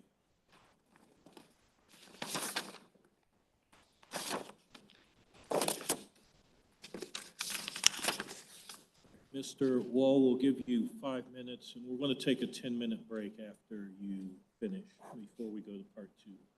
Thank you, Your Honor. So 4 points on redressability, reliance, major question, and text. Judge Garcia, I've been sitting there kicking myself for not thinking of the obvious answer to your question, which was redressability, like all the elements of standing, is determined at the time of filing.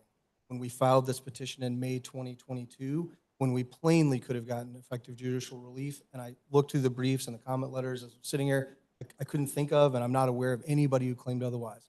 The question now isn't about redressability, it's about mootness, and as the Supreme Court said in West Virginia, the government bears the burden of showing mootness. So I tried to run down the breadcrumbs, and I went to the state's brief at page 15, and it cites the industry respondent's brief at page 12.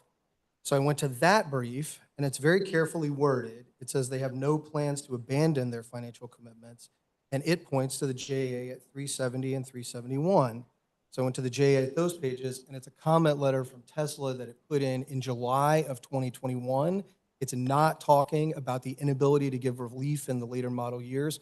All it is saying is that automakers make decisions in reliance on what the EPA has done with respect to the waiver, and nobody disputes that.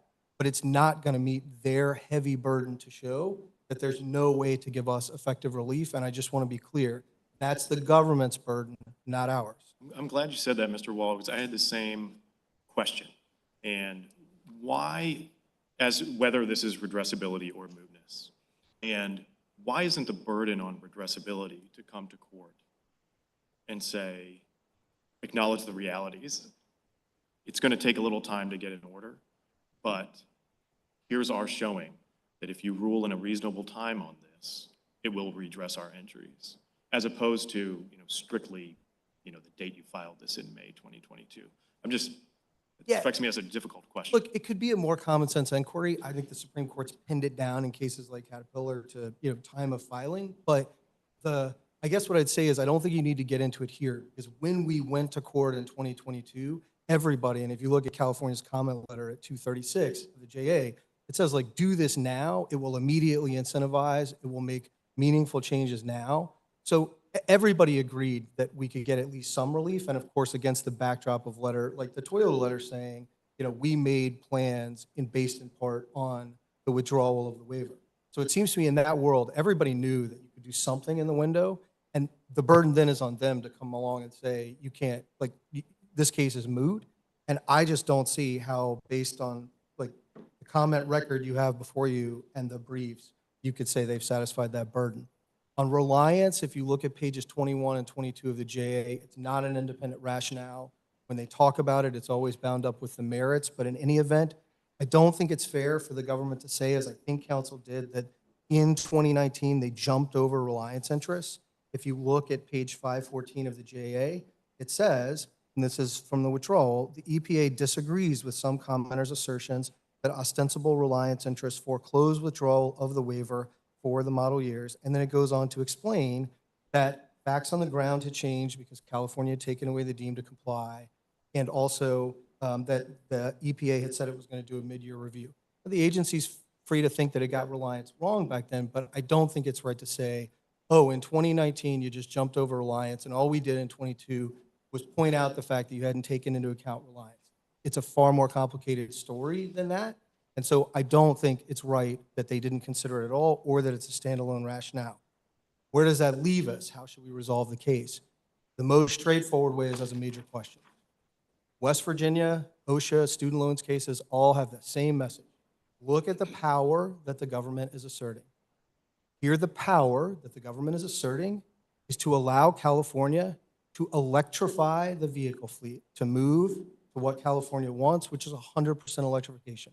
That is a major question, as the Supreme Court understands it, economically, politically, and it is a new power that the agency has not previously asserted to give over all of this power to California to force a transition to electric vehicles.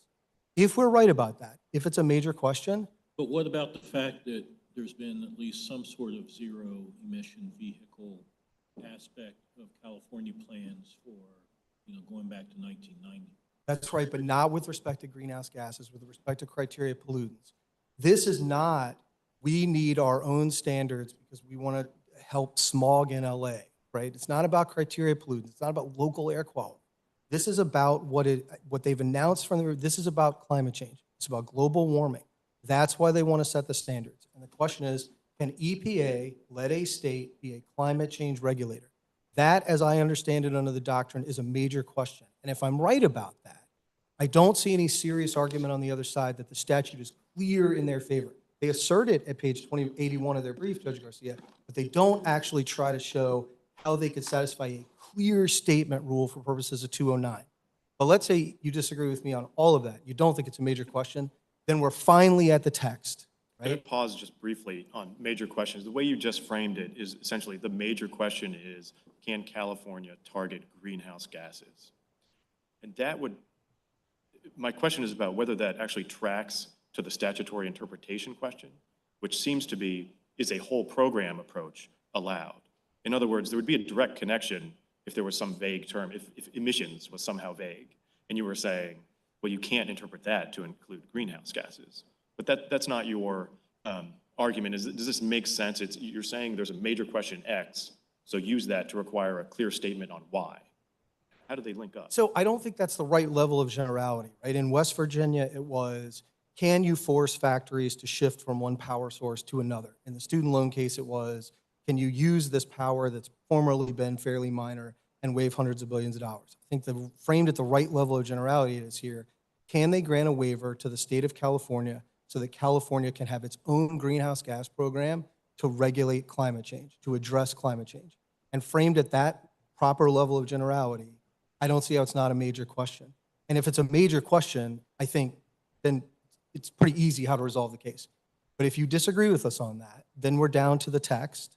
And for all the reasons you were asking Judges Wilkins and Garcia, I don't think this whole program approach stands up. The logical import of what they're standing here saying is that even if they stood before you today and said California does not need this standard at all, it will not do anything to temperatures in California. It will not affect global warming in the slightest. It won't even help with criteria pollutants.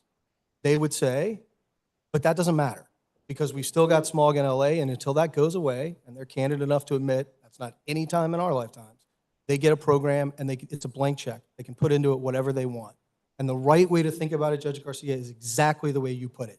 You look at need on the standard by standard basis. Now, you can judge need based on how that standard interacts with other standards, of course, but you still have to ask whether you need that standard in practical operation. And once you strip away the whole program stuff and you understand that that's what the statute requires, then we're down to the basic question, which the other side said very little about today, which is, okay, the agency made findings back in the day, in 2019, that the climate change conditions in California were not sufficiently different from everywhere else in the United States, including most notably the Southeast, to trigger 209B1B. And even if they were, a regulation like this was not going to make any difference in California or anywhere else. So the only question on the text ought to be, okay, did they make contrary findings in 2022 that are in the rule, and do they satisfy the more detailed justification of Fox? If they want to flip on key facts, the Supreme Court says, you've got to explain why your factual view is different from what you took before, and you've got to offer a, quote, more detailed justification. And in the whole time I said, I didn't hear a word from the other side pointing to the text of this rule to show you, look, here are the findings where we said California doesn't just have it bad, but has it really bad compared to everybody else. And here's where we showed you in 2022 exactly how this standard is going to make a difference. And here's how we satisfy the Fox standard because we laid all of this out in the rule. That's why they want to keep pivoting to the whole program approach, Judge Wilkins, because when you dig down into the text of this rule and what they did, they can't satisfy it. And then all they keep coming back to is, but it says such standards. Well, of course it does. It's pointing up to B1 where it says, such standards for the control of emissions from new motor vehicles or new motor vehicle engines. It's talking about the emission standards. They're up in B1. And then the only question is, okay, well, does that in the aggregate transfer all the way down? And for the reasons we've already explored, it's not textually right because they put it only in B1. They didn't move it down to B. It's not a sensible way to read C. And it turns B into a nullity. The answer is always going to be you need it, even if you don't need that particular standard, because once you ate your beans, you get as many donuts as you want. And that is not a sensible way to read B1B. Council, I have one last, or maybe last question about just how your standard by standard approach would work. Are you saying that we have to go through with a fine tooth comb and ask, do they need, for example, a carbon dioxide standard of 196 grams per mile? Or is it the group of greenhouse gas standards together? How would you propose this be done? So it's the administrator that has to make the finding, and I'm not actually sure, Judge Garcia, because it didn't come up here and they didn't make the finding in 2022, I'm not sure whether the administrator could try to group standards in a way, but I think the right way to think about it textually, though I don't know what the agency's practice is and I don't think it's relevant here, would be you do it on a standard by standard basis, but when you are determining need, you ask how that standard interacts with the other standards. So I think it's fair for the state to come in and say, well, we need this standard and we need it because the standard will do this, and interacting with our other standard, it will produce some combined or added benefit. That seems to me like a fair way to show need. But it would be the application says, here's why we need our CO2 standard, our methane standard, our nitrous oxide standard. I think And it- I think all the criteria pollutant standards as well, right? I think it has to be because once you start to group and you just get to say you need anything in the suite, then you have the blank check problem, right? You can just group things in, dump things into the program that you don't really need. But I will say, I don't think there's like a question of grouping here because that's just not the way this case has come up. In this rule, they did not make a sufficient showing of need. Again, assuming you think it's not a major question and assuming you think that this is the kind of condition that this statute was meant to address. It's not an extraordinary condition because it's global warming. This was meant to get at local problems in California, not global problems and global solutions. But as I say, even if you disagree with me on every one of those arguments and we're just down to needs to meet, it's still where in the rule did they say, here's why we got it wrong in 2019, sufficient to justify the Fox standard. I've read this rule multiple times. I don't see it, and I didn't hear anything from the other side about it this morning. All right, let's reconvene at 11:25 by that clock.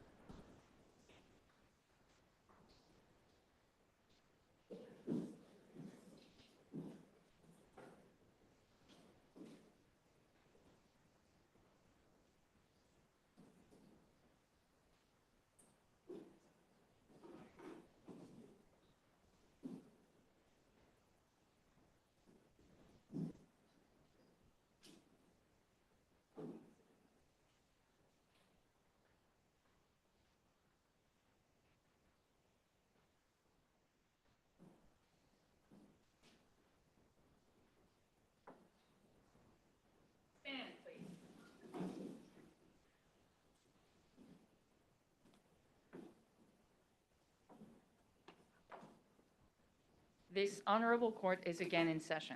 Be seated, please.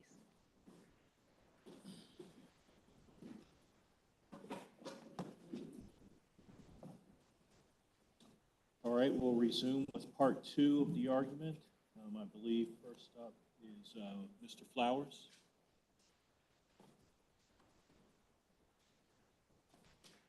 Thank you, Judge Wilkins. May it please the court. Ben Flowers for the states, and I'll try to reserve a couple of minutes for rebuttal. I think in light of this morning's argument, I'd like to actually begin with standing. Before I get to that, I do want to stress that as long as one party, one group has standing, Article 3 is satisfied. So if you think the private petitioners have standing, or you think we have standing, Article 3 is all taken care of, and we can move to the merits. But without... But just on that, what about, does the fuel petitioner standing give you standing on equal sovereignty claim, which is not a claim that they are bringing? I think they would under bond. So under the Supreme Court's decision in bond, private parties even can raise 10th Amendment arguments. They have standing to do so. And the reason for that is because a right held by the states against Congress is also a limit on congressional power. And so private parties are empowered to raise limits on congressional power to protect themselves from financial harm of the sort. So with that wind up on standing, I guess I'll come to the pitch. I do want to convince you that the states do have standing. So we have two injuries here, one economic, one constitutional, and a vacature order here would address both. I'll start with the economic injury. We submitted a declaration by an economist whose expertise nobody questioned. He explains that the manufacturers will respond to the zero-emission vehicles program by cross-subsidizing. So they'll charge more for the vehicles that we buy, posing $1 of cost, and thus causing an injury. There is not a single piece of evidence in the record that contradicts that. The EPA, for its part, submits no evidence. The intervener states do submit two declarations, but neither get them where they need to go. Cunningham's declaration is an unscientific survey of car prices that has conclusions that are consistent with our theory. He shows people are buying these cars at high percentages, that they're paying above market price. All of that's consistent with cross-subsidization because the manufacturers are driving down the price of these things to sell more of them. So that's not at all surprising. Then they have the declaration from Gillingham, the economist, who says that generally speaking, manufacturers can respond to technological requirements, not by cross-subsidizing, but by effectively investing in being a first mover in the industry. The problem he has is that he doesn't opine that they're in fact doing that here. He acknowledges cross-subsidization as a problem. And then we have more evidence. We have a joint appendix 661 to 62, a statement from a former auto executive stating that they'll cross-subsidize. And then maybe most important of all, you have the dog that didn't bark. We have this large group of auto manufacturers here as respondents. If they weren't cross-subsidizing, they would have every reason in the world to tell you that. Number one, it could help undermine our standing argument. Number two, it would help. Counsel, if there was cross-subsidization, wouldn't it have occurred up through 2019? Yes, and so wouldn't there be something concrete to point to? No, well, it wouldn't have been any more, we think our injury here is concrete, but it wouldn't have been different form of evidence because absent a statement from the car companies themselves that they're doing this, you're just not going to have that. You'll have to rely on economic theory. So we submitted forward-looking evidence because we're seeking forward-looking relief. If we submitted backwards-looking relief, presumably EPA would have said that that's not good enough. But it's telling that these car manufacturers don't deny cross-subsidizing. Number one, if they weren't, they could say that and it would help the EPA's standing argument. Number two, just from a business perspective, one would think they would want to assure Ohio farmers who buy pickup trucks that they're not helping to subsidize electric vehicle purchases by professors in Berkeley. But there's not a whisper in their briefs about any of this. I think that is telling evidence in and of itself. On redressability, That was going to be my question. Everything you've said right to now is about injury. right, so on And redress, there's not a section in your expert's declaration about redressability, so I'm curious. and so he doesn't address it he doesn't say in model year 2025, if we prevail, the prices will be affected. But I think it's all implicit in his analysis because he says the thing that's causing the cross-subsidization is this requirement. So if the requirement goes away, there'll no longer be a need to cross-subsidize and they can make more money acting otherwise. And I think it's fair, if you can look at economic theory, you can look at the But economic. do you have any evidence about the timing of all this? Right. Because I think that's the difficulty. What we have, for example, the statement from Tesla is referencing statement from Mitsubishi that says, we make our product and pricing plans 5 years in advance. Ford says something similar. The Toyota statement says something like, we need 2 years to adjust our product and pricing. Well, So, you know, take some time for the price impact for the injury to occur. And presumably, this is just what we don't have any evidence about. It takes some time for it to unwind as well. well, again, though, one can establish standing, all aspects of standing with economic theory. And it's true, they make decisions on what models to build. That may be tougher to turn the ship around on that. But in terms of pricing, firms exist and indeed have a fiduciary duty to maximize their returns. So if this waiver goes away, and we're talking, when we sued, it was May 2022, I believe, we're talking about model year 2025, they would have ample time to make a change to give us relief. If there is any prospect that that the injury would be redressed, then we think we've carried the burden there, and they certainly have not attempted to carry their burden with respect to movements. So this is going to venture into an area of not having evidence, which I think is part of the point. But I think what you just said is somehow that manufacturers would approach this by disaggregating production and pricing. And that might make sense. It also might make sense that the corporations, when they make a plan to build X amount of electric vehicles and X amount of conventional vehicles, they then have prices that they need to stick to in order to maximize their profits and sell those. And so it just doesn't seem like there's anyway, there's an equal intuition that it would take some time to adjust the prices that you're going to want to get back for what you've made. So I don't think so, respectfully, because if the basis of our economist's declaration is that this wouldn't otherwise happen but for the mandate. They have to do this to boost zero emission sales and offset the losses with traditional vehicles. So the reason it wouldn't happen otherwise is they're not making as much money doing it that way, and they're being forced to. So if that's the case and they have time to adjust, I think we can reasonably infer that profit maximizing firms would do it.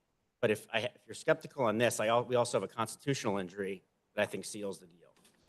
To assume for the sake of argument that we're right on our equal sovereignty theory, we think we are, but put that to the side. Assuming that we are denied equal treatment that's guaranteed to us by the Constitution. When you're denied equal treatment, that's a constitutional injury. Constitutional injuries are per se Article 3 injuries. We know from Heckler v. Matthews, from this court's decision in Cutler v. HHS, that injury can be redressed with an order taking the more beneficial treatment away from the other side. Just want to ask a version of Judge Wilkins' first question. Are you claiming that if you have standing on this constitutional theory for your equal sovereignty claim, that then everybody has standing to raise all of the statutory claims? I would have thought this is just tied to the equal sovereignty claim. Is that right? I don't think it's right. I think we would have it with respect, everyone would have it with respect to everything, because if we're suffering that constitutional injury, a order vacating the waiver would redress that injury, regardless of how it's done. So it's a bit counterintuitive, I'll admit that, but I do think it would extend to everybody. Now, I think Judge Childs, at the outset, you asked about, would the states even be interested in exercising sovereignty? Well, I think part of the misnomer here is that the only way you exercise sovereignty is by affirmatively regulating. Of course, you exercise sovereignty whether you decline to regulate or impose a regulation, whether you deregulate or increase the regulations. Insofar as California has this power, we want it to, because it's a very powerful bargaining chip they have. I mean, look at the fact that you have a large group of auto manufacturers here begging the DC Circuit to let California keep regulating. The reason that's happening is California gets an enormous stick that it can wield in negotiations with these companies. So that's a real concrete on-the-ground effect. But I think more fundamentally than that, if we're right on our constitutional theory, then we came into the Union with equal sovereignty, and that's been taken from us by this law. And there is no case that says when something you are constitutionally entitled to is affirmatively taken away, you lack standing to sue to get it back. So with that, I'm happy to turn to the merits, if there are no questions on standing. Well, the equal sovereignty piece just concerns me a little bit, because I'm not really sure how you're articulating that term. You know, there's a law review article there. You don't seem to rely on particular Supreme Court cases. I know there's the Shelby County, but there the feds go in and it's indicating that they're encroaching upon local, state voting conditions, as opposed to what, some of what you're articulating here. So I just want to get a better sense of that, because I'm not sure that equal sovereignty is playing through as a thread through all the cases. Sure, and I totally understand that. Before I get there, I promise to answer. Sure. I do want to stress that if you agree with Mr. Wall on the statutory interpretation question, you can avoid all of these constitutional and EPCA issues. So if the waiver is struck down on that, you don't have to reach any of this. Now, coming back to where the principle comes from. It is true that outside Shelby County, there is no case striking down a law, a post-admission law on equal sovereignty grounds. Part of the reason for that is there are vanishing few laws in the history of our republic that incorporate this, or that even potentially violate the doctrine, I should say. I went through the briefs of the amici, the briefs of the respondents, and identified a grand total, counting this law, of 5 that would clearly violate the equal sovereignty doctrine. And most of the laws they cite inarguably don't. For example, they cite tonnage laws, where Congress, under Article 1, Section 10, allows a state to impose a duty to bring ships into the port of Pennsylvania. That's not an equal sovereignty violation, because the Congress gives every state the Constitution gives every state exactly the same amount of sovereignty. They can all pass one of these laws and ask Congress for permission to enforce it. This is unique in that it's the rare law where California alone is being given sovereign power, really important sovereign power that no other state has. That's what violates the equal sovereignty principle, and it's unconstitutional, full stop. Now, even But under— you've got the Constitution explicitly, for example, under Article 1, Section 8, Clause 1, all duties imposed and excises shall be uniform throughout the United States. So you've got some explicit language there. But I'm not sure that there's an equal treatment regarding Commerce Clause, for example, or bankruptcy laws. Well, let me first take the uniformity point, and then I want to specifically stress the Commerce Clause point.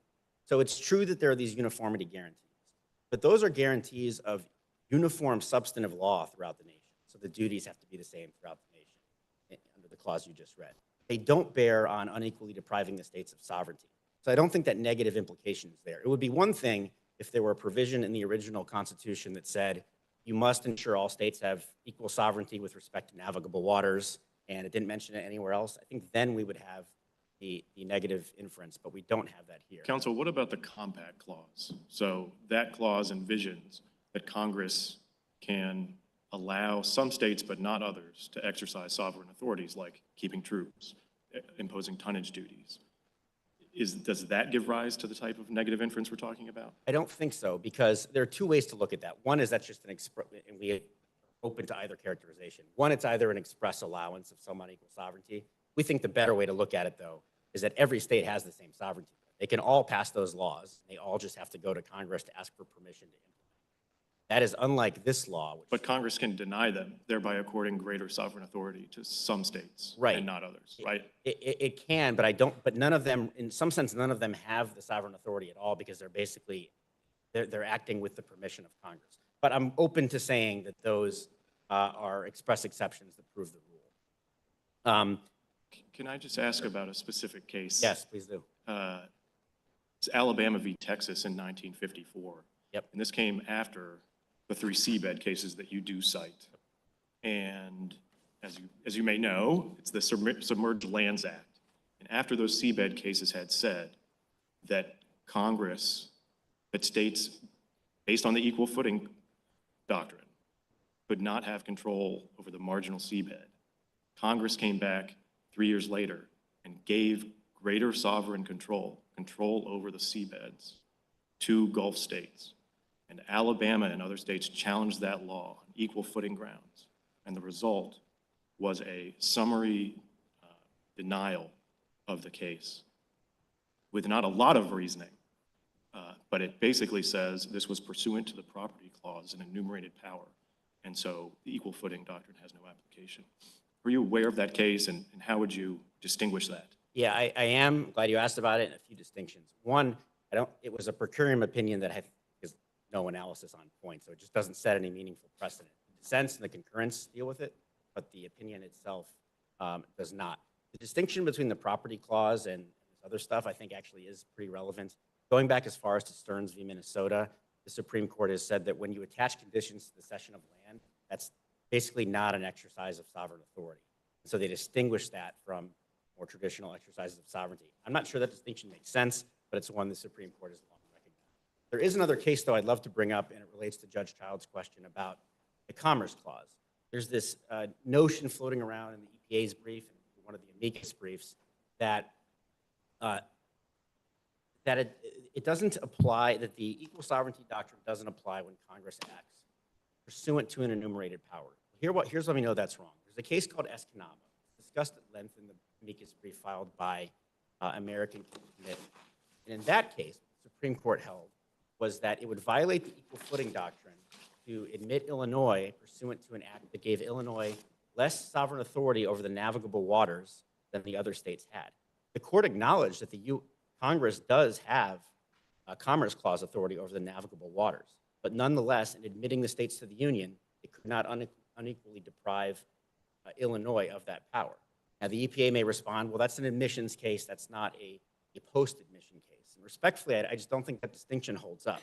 To say that the states come into the Union on equal terms requires that the states already there are on equal terms themselves. So if Congress can vitiate that equality, then there are no equal terms in which to enter.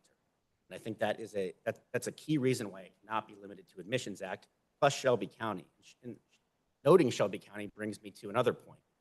Even if we accept the narrowest version of this doctrine, the EPA's proposed test, where they would just take the Shelby County test and incorporate it in all equal sovereignty cases, not just 15th Amendment cases.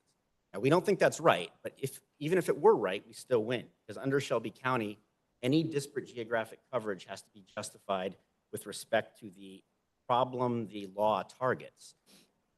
Now, you could maybe say 209B in some applications would pass that test, not when we're talking about global demand. As applied to this context, it is Can I ask about the more categorical version of your Absolutely. argument? So what Shelby County says is that when Congress is intruding on an area of traditional state control, voting, we're going to require some heightened showing before you deprive states of equal sovereignty. And what you're saying is when Congress intrudes into an area where states do not generally have control, vehicle emissions, interstate commerce, we apply a higher bar, a categorical bar. Wouldn't the opposite make more sense? And that you apply the more stringent test when you're intruding on an area of traditional state control? So two answers to that. The first is I don't think here we're dealing with an area that's actually less traditionally a matter of state control. Traditionally, states do and still are the primary environmental regulators. Even the Clean Air Act acknowledges that. When you look at voting. So you think under our Constitution, interstate commerce is as much the province of states as voting? Interstate commerce is not, but environmental pollution, environmental protection is. It's also critical to note that under Article 1, Congress actually has immense authority over voting laws, at least with respect to federal elections. So it's not true that that was an area that was completely screened off from Congress before the 15th Amendment. Second point, I think this is really the key one, is that the 15th Amendment, all the Reconstruction Amendments, worked a sea change to our constitutional order. So Congress did there get power that was immensely broader than it had previously had. And so I think it's actually unsurprising that in the 15th Amendment context, Congress has broader power. Happy to take any more questions on that doctrine, but if there are none, I can shift to EPCA. But Just want to, yeah, I was just please. going to say, Shelby County wasn't decided on unequal treatment of the states, though, right? Well, I think it was. When states are treated unequally, someone gets more favorable treatment, someone gets less favorable treatment. The laws there, I suppose, impose less favorable treatment, where you could argue here that California is getting more favorable treatment as to its sovereignty, but we're getting less favorable treatment. So I think that comes out in the wash. I'd like to just back up a little bit, and it's a version of where Judge Childs started. But I think at a high level, the equality of the states was one of the most contentious issues at the founding, right? And what comes out of that are a lot of very specific provisions. And for example, 2 forms of representation, one in the House, one in the Senate. Some explicit guarantees of equal treatment, like on bankruptcy law, naturalization law. I appreciate those aren't about equal sovereignty, but they are absolutely about equality of the states. And it just seems a little bit odd that if there was this fundamental limit on Congress's enumerated authorities, Not only is it not in the Constitution, but as far as I can tell, there's no mention of this type of principle at the founding debates or in any case since. Well, I mean, we do have the Schooner case that talks about the perfect equality between sovereigns. I readily concede that's not much. I think that I'd actually flip the inference, is that because it was so fundamental, I'm not sure they would have seen a need to address it. And think about the context of the ratification of the Constitution.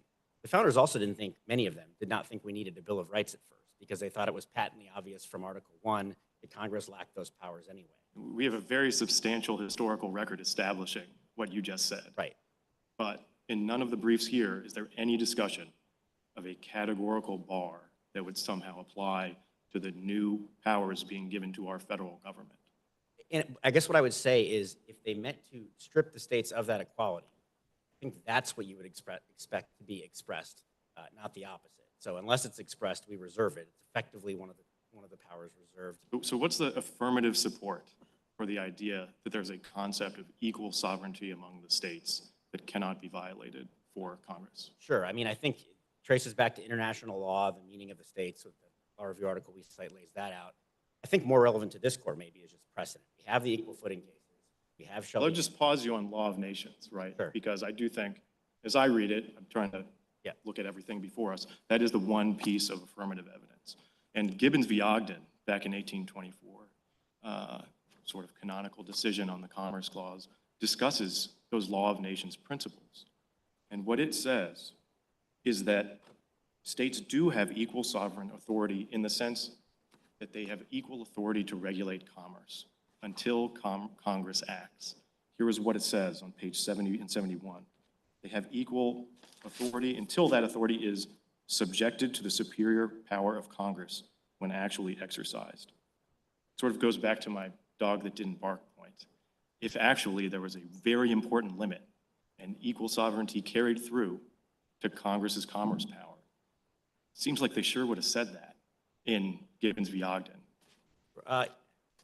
Correct me, I admittedly have not looked at that case in a while, but if I'm not mistaken, that passage is not, there was not at issue a disparate treatment between states. It was about the... That is true, but it discusses what the law of nations told the founding era about the nature of the states. And what it is, there's no analogy in international law to our federal government and their relation to the states. So that's... And what Gibbons says is that equality of states means they all have the default equal sovereign authority to regulate, but that can be displaced by Congress. I'm not saying it resolves this question, but it discusses those law of nations principles. But I think one key point is the supremacy clause, and our unique, the splitting of the atom of sovereignty, does deprive the states of that equality vis-a-vis the federal government.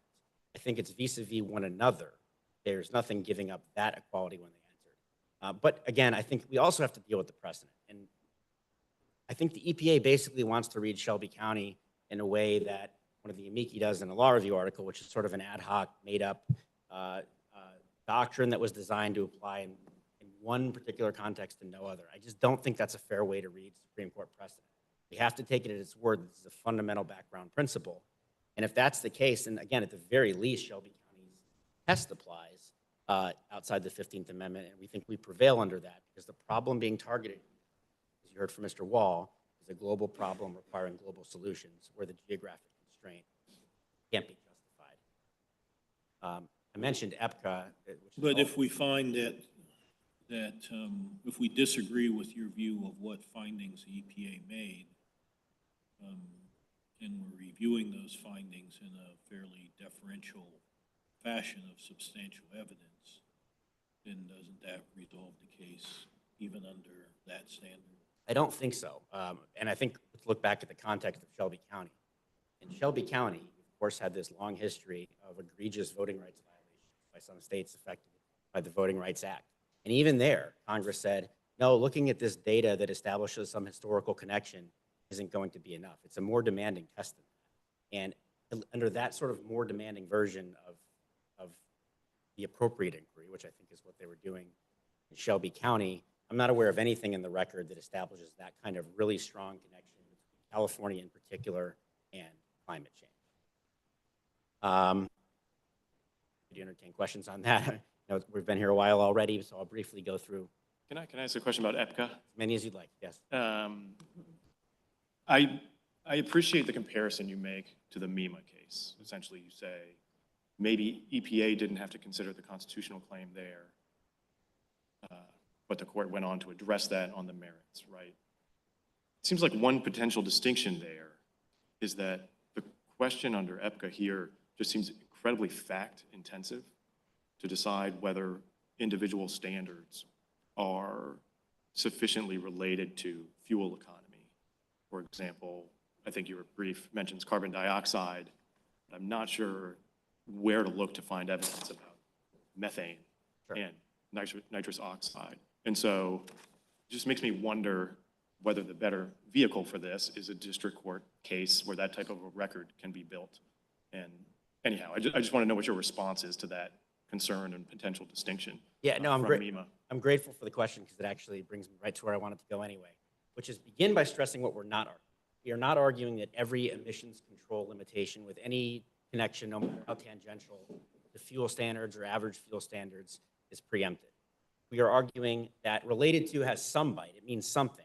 And so there's a line to draw somewhere, and wherever you draw that line, the standards here are clearly on one side of it. And let me explain how we know that's true even without the sort of record you might build up at a trial. It is conceded in this case, and the EPA has specifically found that there is an intrinsic mathematical relationship between CO2 emissions and fuel economy. So to regulate one is just to regulate the other by a different. So when we look at the low emissions vehicles portion of the program, it limits how much CO2 can be emitted from a vehicle. Well, that is a fuel economy standard by a different name, therefore relates to fuel economy. We look at the zero emission vehicles program, we don't even need evidence, we have a statutory connection. So under the statute, when the government determines compliance with the average fuel economy standards, it has to assign a miles per gallon equivalent to zero emission vehicles. That means that percentage of your vehicle, of your zero emission vehicles, the percentage of zero emission vehicles in your fleet will directly bear on your compliance as a manufacturer with average fuel economy standards. So again, we have that incredibly inextricable link between the two. And that's what makes this context different from other ones where, say, you require a reduction in carbon monoxide, it requires a catalytic converter. Well, maybe there can be a debate about what is the relationship there between the rule and fuel emissions. But I don't think we have to worry about that in this case. And I take your point, it may be easier to deal with this at a district court level, but I think the court has jurisdiction over it and therefore has a duty to consider it, even if there might be some other forum in which it can. I want to ask you the question I've asked the advocates earlier. Do you see any point or benefit in us deferring our decision until the panel makes its determination from the argument yesterday? Judge Wilkins, I think this is one issue on which all the parties are aligned. We think there's no reason to wait for that decision and go ahead and issue a decision in this one. Happy to reserve the rest of my time. I guess I'm over time, but some time for rebuttal. We'll give you some time. All right, well, thank you very much. Thank you.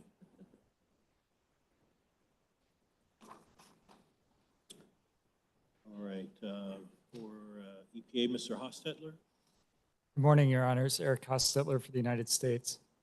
Across more than 230 years of constitutional history, equal sovereignty principles have never been construed to limit plenary commerce power in the manner my friend suggests. But if I may, I would like to start with the standing defects because I think you can start and stop there. Starting with the alleged constitutional injury, the problem here is that petitioners are have not identified any particularized sovereignty harm. Crucially, these states are not seeking relief that would enable them to exercise any more power than they can presently exercise. Quite to the contrary, they're seeking relief that would only deprive them and other states of the ability to adopt the California level of stringency into their own state laws. And we think that any kind of cognizable sovereignty injury does require an alleged loss of power that the sovereign prefers to exercise. That's what sovereignty is all about, the exercise of power.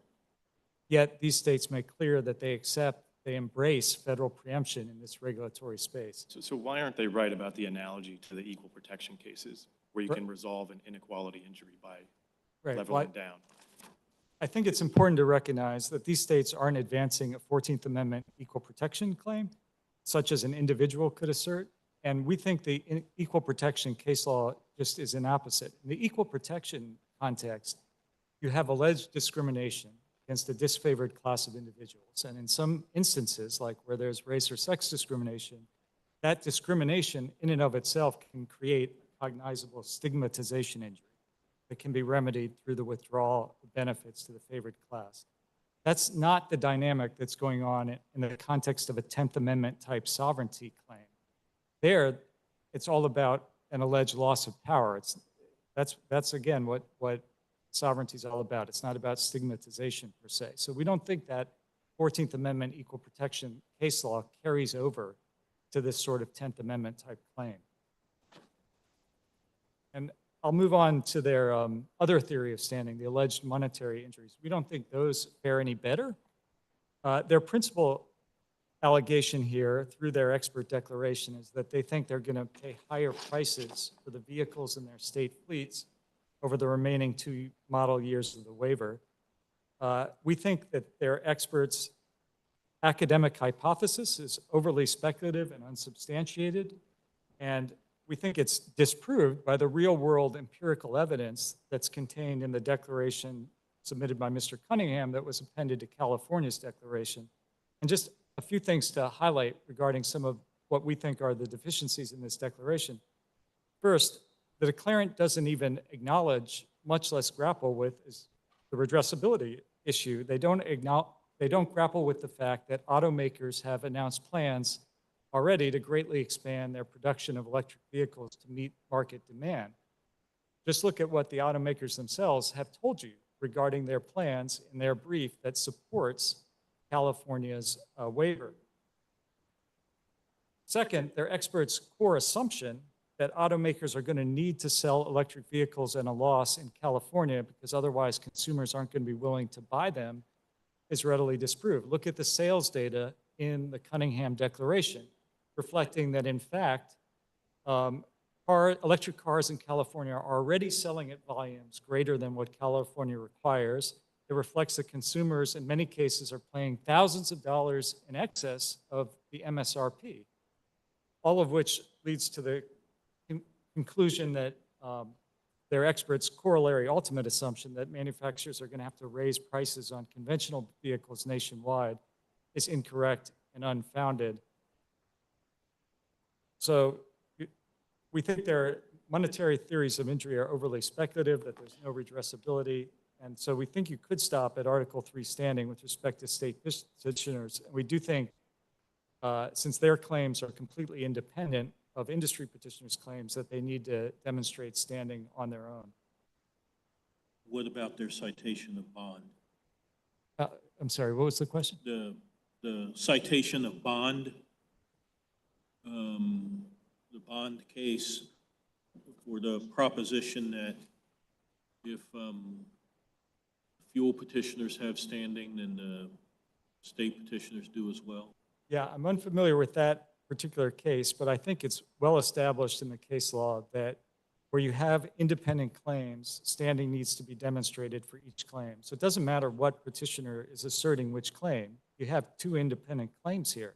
Industry petitioners didn't advance these claims, only state petitioners did. Therefore, we think they need to establish standing, and it's their burden to do so.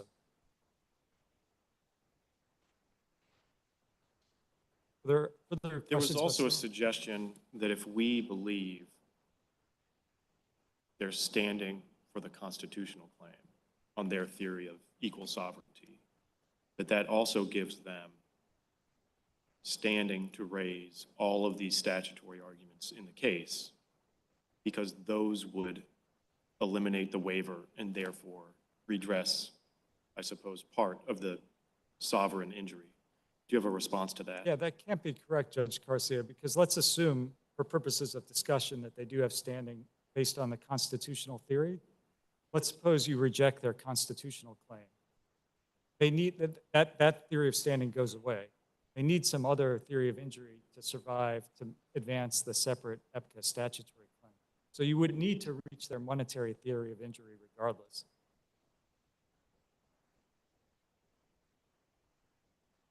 Further questions about standing? If not, I'll move on to the merits. We think the constitutional claim falls short, both because, two reasons, both because equal sovereignty principles don't have application to routine private regulation of commerce, but also because regardless, we think these petitioners have forfeited any argument that Congress lacked a good enough reason for the waiver, even if you were to assume, for the sake of discussion, that equal sovereignty principles had some application. I want to start with the latter point because I think it's dispositive in and of itself that petitioners are resting their case entirely here on their theory that there's a per se bar on differential preemption treatment, categorical bar. I know my friend has offered some arguments this morning about why he thinks that bar wasn't met, but I didn't see those arguments in their brief. We think that those arguments are forfeited, that they have not made any case that Congress lacked a good enough reason. So we think you could stop there. But moving beyond the forfeiture problem, if you do want to address the merits, we do think that there's a sharp distinction between the kind of analysis the court did in Shelby County and what's going on here. The general context is that in agreeing to enter the Union and abide by the Constitution, states from the founding agreed to compromise to federal supremacy in the realm of interstate commerce. That's a foundational principle, that where Congress is acting under the Commerce Clause, it holds plenary power to decide how to do so, best meet regional needs. And that's how the Commerce Clause power has always been understood throughout history. And Congress's choices, of course, are the result of a democratic process in which all states are represented. Not to put too fine a point on it, but I'm not aware of a single case throughout history where a court has ever applied equal sovereignty principles to routine regulation of private commerce, which is what's going on here. This is the regulation of privately manufactured automobiles. And in Shelby County, going back to a question you asked, Judge Garcia, the Supreme Court was concerned because there was an intrusion into a sensitive area of core sovereign power, the state's ability to determine its own election procedures. This case doesn't involve anything like that kind of intrusion into a core state sovereign power. Instead, there's just a displacement of regular police power.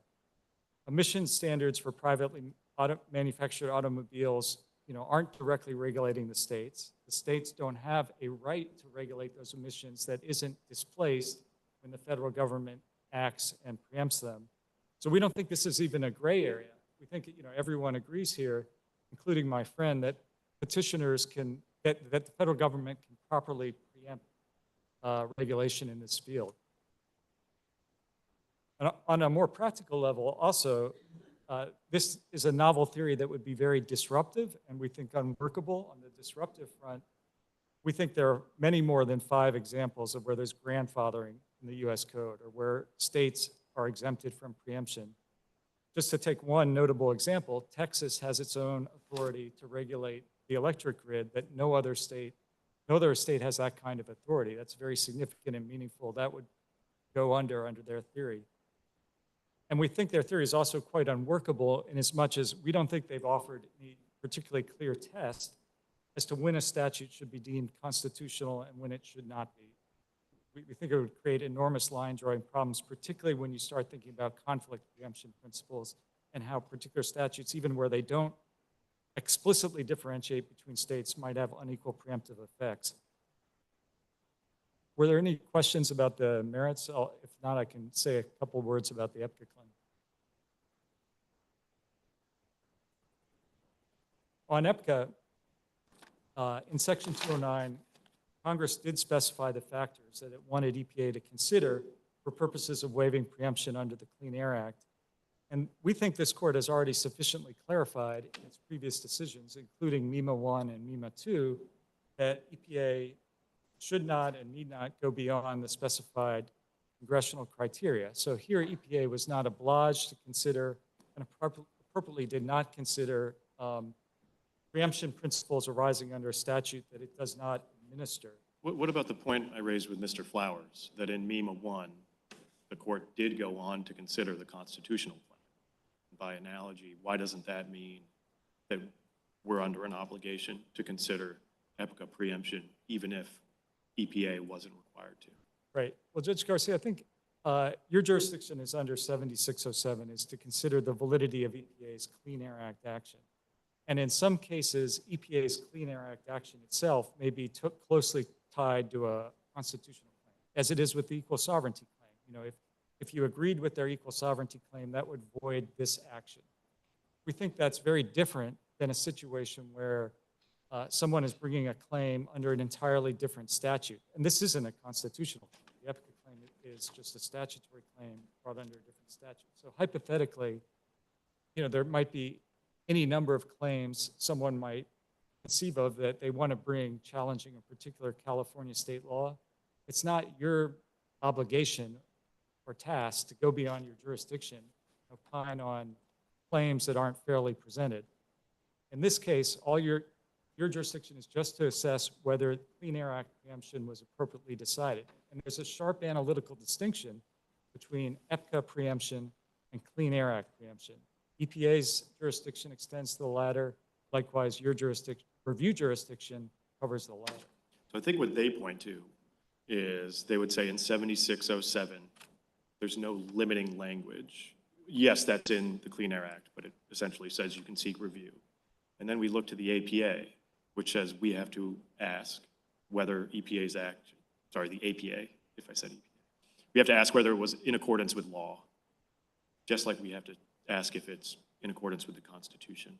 And why doesn't our review under the in accordance with law wrong carry over to? That begs the question of what law you're applying.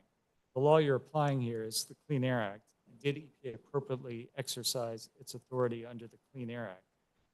You don't go out and try to dream up claims that are unrelated to what the EPA action that it actually took. And look, EPA didn't even address EPCA preemption in this record. And even if you wanted to go out and start thinking about an EPCA claim, you don't have a record before you that would allow you to do that. I mean, presumably that would be a very fact-intensive inquiry.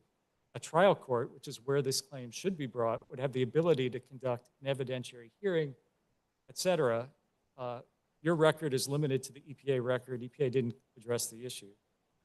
So the proper remedy, it's not like someone doesn't have a remedy. If they want to bring an EPCA claim, they can go to a trial court, just like the litigants did in Green Mountain and Central Valley. All right, thank you.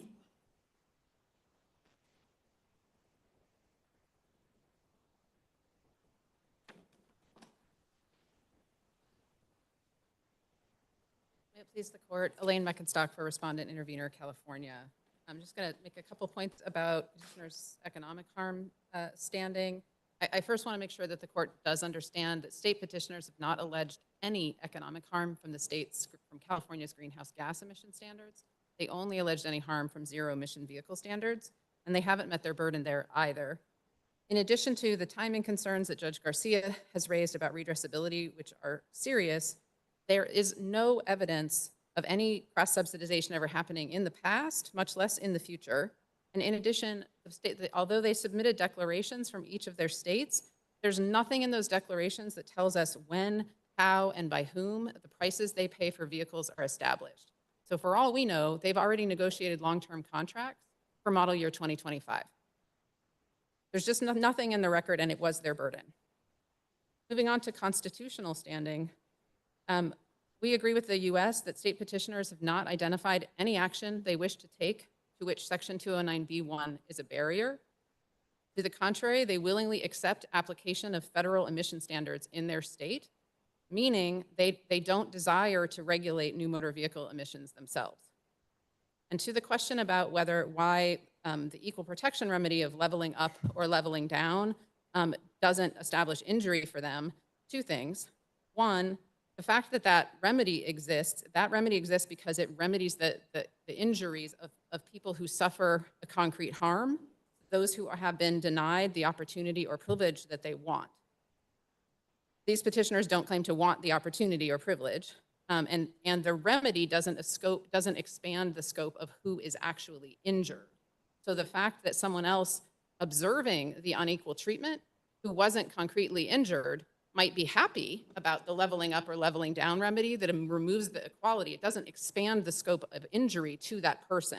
So the fact that you don't want the thing that is being unequally denied, and the fact that then anyway, I'm not making sense, I'm sorry. Well, that leads me to a question that I meant to ask your friend on the other side forgot. But do you know whether any of the state petitioners have ever exercised Section 177 right, privilege, et cetera, to adopt the California standard? I don't think so. I'd have to go back and look at exactly the full list. They're not currently exercising that opportunity, but I don't know for sure that they haven't in the past. I will, If they have, do you think it would make any difference? I don't think so, because that still wouldn't necessarily be an indication that they currently want to adopt their own emission standards. No, I mean, do you think that that would undermine, if they have in the past, do you think that that undermines their equal sovereignty argument, if any of them have? I don't know whether it would cut one way or the other. They would simply have been exercising a right provided to them by Congress. I'm not sure that it would affect the standing analysis or the analysis on the merits. The other thing I wanted to say about the leveling up and leveling down is that in addition to not expanding the population of people who are injured, it also demonstrates what's wrong with this case, because the remedy in Shelby County wasn't leveling up or leveling down. There was no question that once the constitutional violation was identified, the only solution was to remove the federal intrusion into state sovereignty. There was never a question about, well, let's just deprive everyone, all the states, of this sovereign authority, right? And so that whole leveling up and leveling down argument just doesn't work in this context. And this fundamentally goes to the merits as well, because where the federal government unconstitutionally infringes upon core sovereignty, the solution is to remove the intrusion.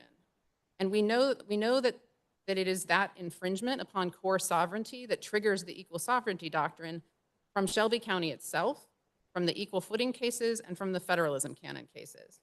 And Shelby County talks about states retaining autonomy, quote, outside the strictures of the Supremacy Clause. It also talks about the Constitution allocating power between the federal government and the state power. And to Judge Garcia's point, that is what the court was recognizing, that the federal government has paramount sovereignty with its enumerated powers. And that what was happening in Their answer to that, right, is that Congress has supreme authority pursuant to the Commerce Clause. But what it doesn't have is just that nobody would have assumed that includes the ability to take sovereign authority from some states, but not others. And I do think it's fair to say that examples of this happening, something analogous happening over the course of our history, are a bit few and far between. So how do you respond to that argument? Well, they may be few and far between, but they're hardly non-existent. So in fact, if you look to Oklahoma v. Castro, which was a case we cited in our brief, that's a 2022 decision where the Supreme Court is describing Public Law 280, which allows certain states to enforce state law for offenses committed by or against Indians on Indian land. Other states can opt into that authority, but they need tribal consent, which means other states may not get it. That's unequal sovereignty under petitioner's definition. My friend from EPA mentioned Texas's grid. Texas also has authority to regulate more submerged lands than other states. Ohio has some power over vehicles on its highways that other states lack. And then to the Compact Clause examples, there are myriad of those. And we know from the US Steel case that Congress only has to approve compacts that enhance state power at the expense of federal supremacy. And so every time Congress approves a compact, it's changing state authority for the compacting states and not for everyone else. And we cited to the Northeast Dairy Compact in our brief, which is almost identical to the structure we have here. It was a group of states who wanted to set their own price for dairy products that was different from the federal price that applied everywhere else. So just like here, where we have California and 177 states who follow one set of emission standards and everyone else follows the federal standard, it's exactly the same. And petitioners have never explained how that could be constitutional, and this isn't. And there are myriad other Compact Clause examples, including the Red River Compact described in the Tarrant Regional Water District case at 569 US 614. And even if there were, and then I also just want to come back to the fact that we know that it is this federal intrusion into core state sovereignty that is the trigger here. You can look to for example, Coyle v. Smith, which Shelby County cited extensively. And that is it's an equal footing case, and so it's about states' admission into the union, but it distinguishes between conditions on admission that are, quote, within the scope of conceded powers of Congress, those are fine, and, quote, those concerning matters which would otherwise be exclusively within the sphere of state power. And that's where we draw the line, and Congress can't cross it. And the same is true in Gregory v. Ashcroft, where the court considered a Commerce Clause legislation about age discrimination. And it was perfectly fine, perfectly constitutional, no concern whatsoever that it reached a large population of state employees. But the court drew the line at its application to high-ranking state officials with policy-making roles, because that would infringe upon core state sovereignty. So this is the consistent line we see through all of these cases. And there's certainly no reason to depart from that line here. And even if there were, as we talked about earlier this morning, the Section 209B1B finding that EPA makes confirms that every time it grants a waiver for California's revised program, someone is looking at whether California still has a need for that second program. That's exactly what Congress instructed EPA to do, to make the same finding it made when it passed this statute in 1967, amended it in 1977, and adopted it into 209E in 1990. And then I just do want to make sure that I briefly touch on EPCA. I know I'm over time. On EPCA preemption, a couple points. I agree with EPA that there is a distinction between constitutional claims and the statutory claim petitioners try to bring here. What I think in accordance with the law means here is, did EPA follow Congress's direction under the Clean Air Act? Which means, did it look at the 3 criteria, which are the only basis on which EPA can deny a waiver? There's nothing in this Clean Air Act provision about EPCA preemption. So it was not an error for EPA not to look at it, and this court doesn't have jurisdiction over that claim. I also think it's important to mention, if the court does decide to reach the claim, and sorry, just backing up 1 second, Judge Garcia, you're absolutely right that these can be fact-intensive claims. The Green Mountain Court, I think, held a 2-week trial to resolve this preemption question under EPCA. And the Central Valley Chrysler Jeep case was resolved on summary judgment after massive evidentiary hearings. So this is not the appropriate forum for that to be resolved, and neither is the proceeding before EPA. I also want to mention my friend from Ohio said that EPA found that there was a mathematical relationship here. I don't see that anywhere in this decision or any other, even the 2013 decision. That's not in this record. So, and I'm not exactly sure what he was talking about. But even if EPA made that finding many years ago, it is true now that most manufacturers are complying with California standards by selling zero-emission vehicles. And those vehicles do not use fuel under the definition of the Energy Policy Conservation Act or have fuel economy. And whether or not they make it easier for automakers to comply or give automakers more options to comply with the fuel economy standards, it doesn't make California's zero-emission vehicle standard related to a fuel economy standard. In fact, we had a whole day of argument yesterday, part of which was about NHTSA being unable to set a zero-emission vehicle standard. And so our standard does exactly what NHTSA is prohibited from doing. So those standards cannot be related to each other. On the question of the record, could you just say a little bit about specifically what types of evidence California thinks is missing from this record that you would put in if there were a litigation over EPCA preemption? My understanding is that the 2-week trial in Green Mountain involved a lot of record evidence about how automakers can reduce greenhouse gas emissions. Some of those technologies also improve fuel economy, others don't. So I think there could be a whole evidentiary record about, if we're going to get down into, the numbers, if related to, I don't think related to be clear, I don't think related to turns on the number, like is it 60% or 70% of the technology? But if it did, we would need a trial to uncover all of that evidence and figure it out. But as I said, the zero-emission vehicles are now the technology that is predominantly being used to comply with our standards. And They haven't established standing for the GHG standard anyway, and there is no relationship between the zero emission vehicle standards and fuel economy standards. And if the court has no more questions, thank the court for its time. Thank you.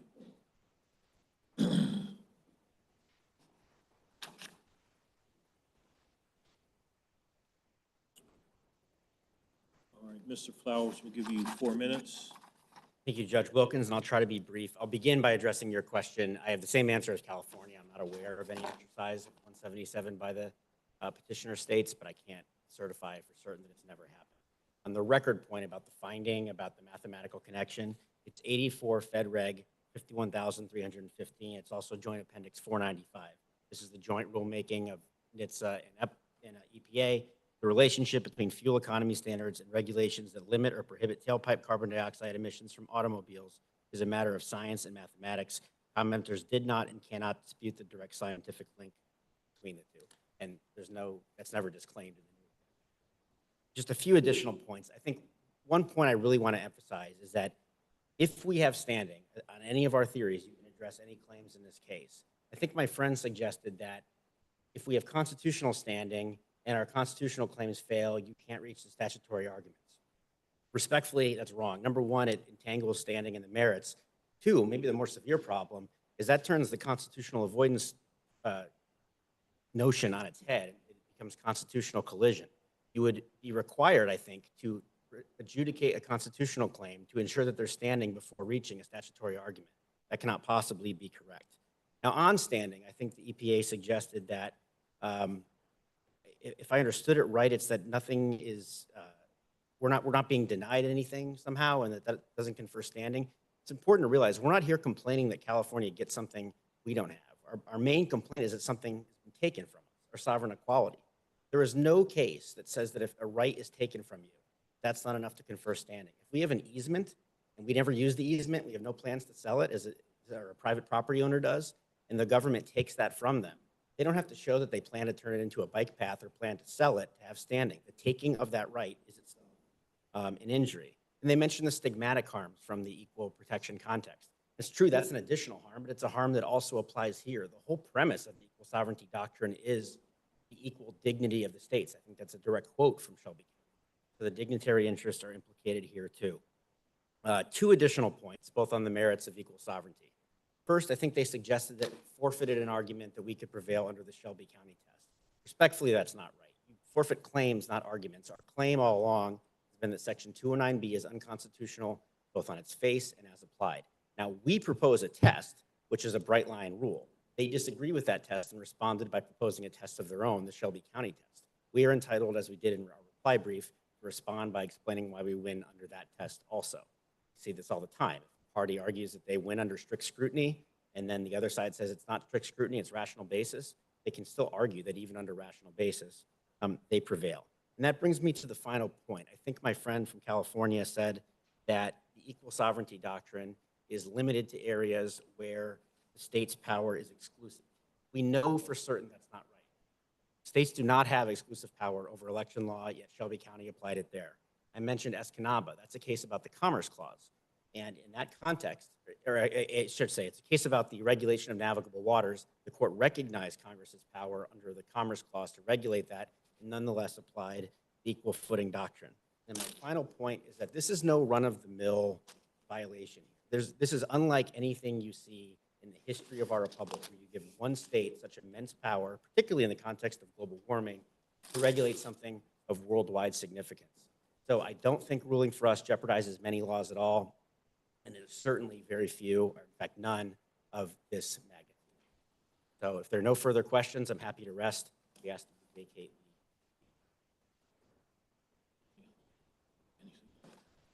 All right, thank you. We'll take the case under advisement.